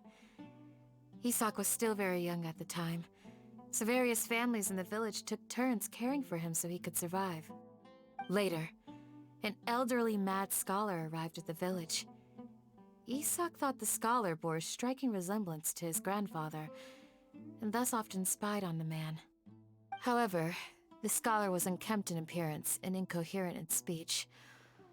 Although Isak referred to the man as his grandpa, he was afraid and didn't dare to approach him.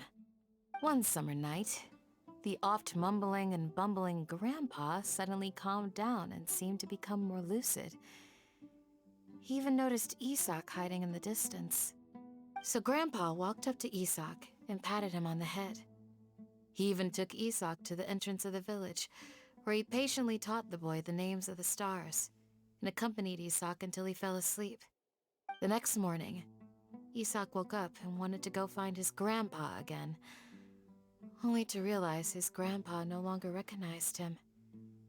However, even so, Grandpa retained his calm expression. It's said that those who saw the scholar claimed he no longer appeared to be crazy, but appeared to be living in his own world, almost as if he were sleepwalking. Isak was thrilled that his grandpa was able to find peace, and would follow him all the time, asking him things like, "Grandpa, want me to take you somewhere fun?" Or, "Grandpa, could you tell me stories about the stars again?" All this somehow just makes Paimon feel really sad. It seems like they both deserve so much better. Perhaps.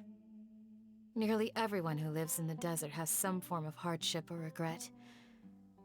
But even so, we must still continue on with our lives. It's also my reason for fighting. We must continue to protect this land.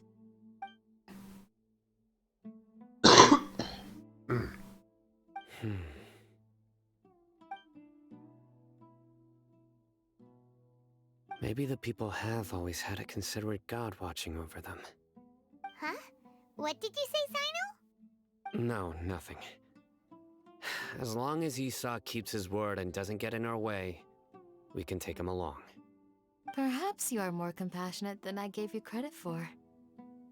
Please accept my thanks on Isak's behalf, Sino.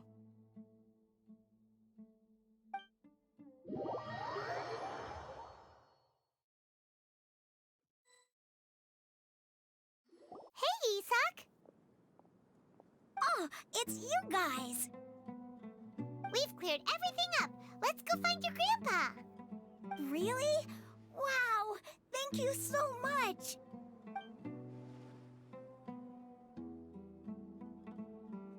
Yeah! Alright. Let's ask the local residents some questions first.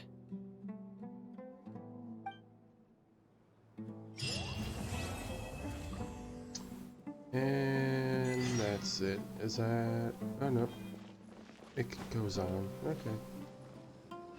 Well, it is turning out to be late, so this is probably where I'm gonna end stream. I will continue this... let's say 2 days. Yeah, I think I have 2 days off from now on, so... if I don't have too much work to take care of before the days after, then I can probably stream on Tuesdays now, so I'll probably do that. But until that, y'all still cool? Oh god, I can barely speak anymore. Y'all stay cool, and I'll see you next time. Bye.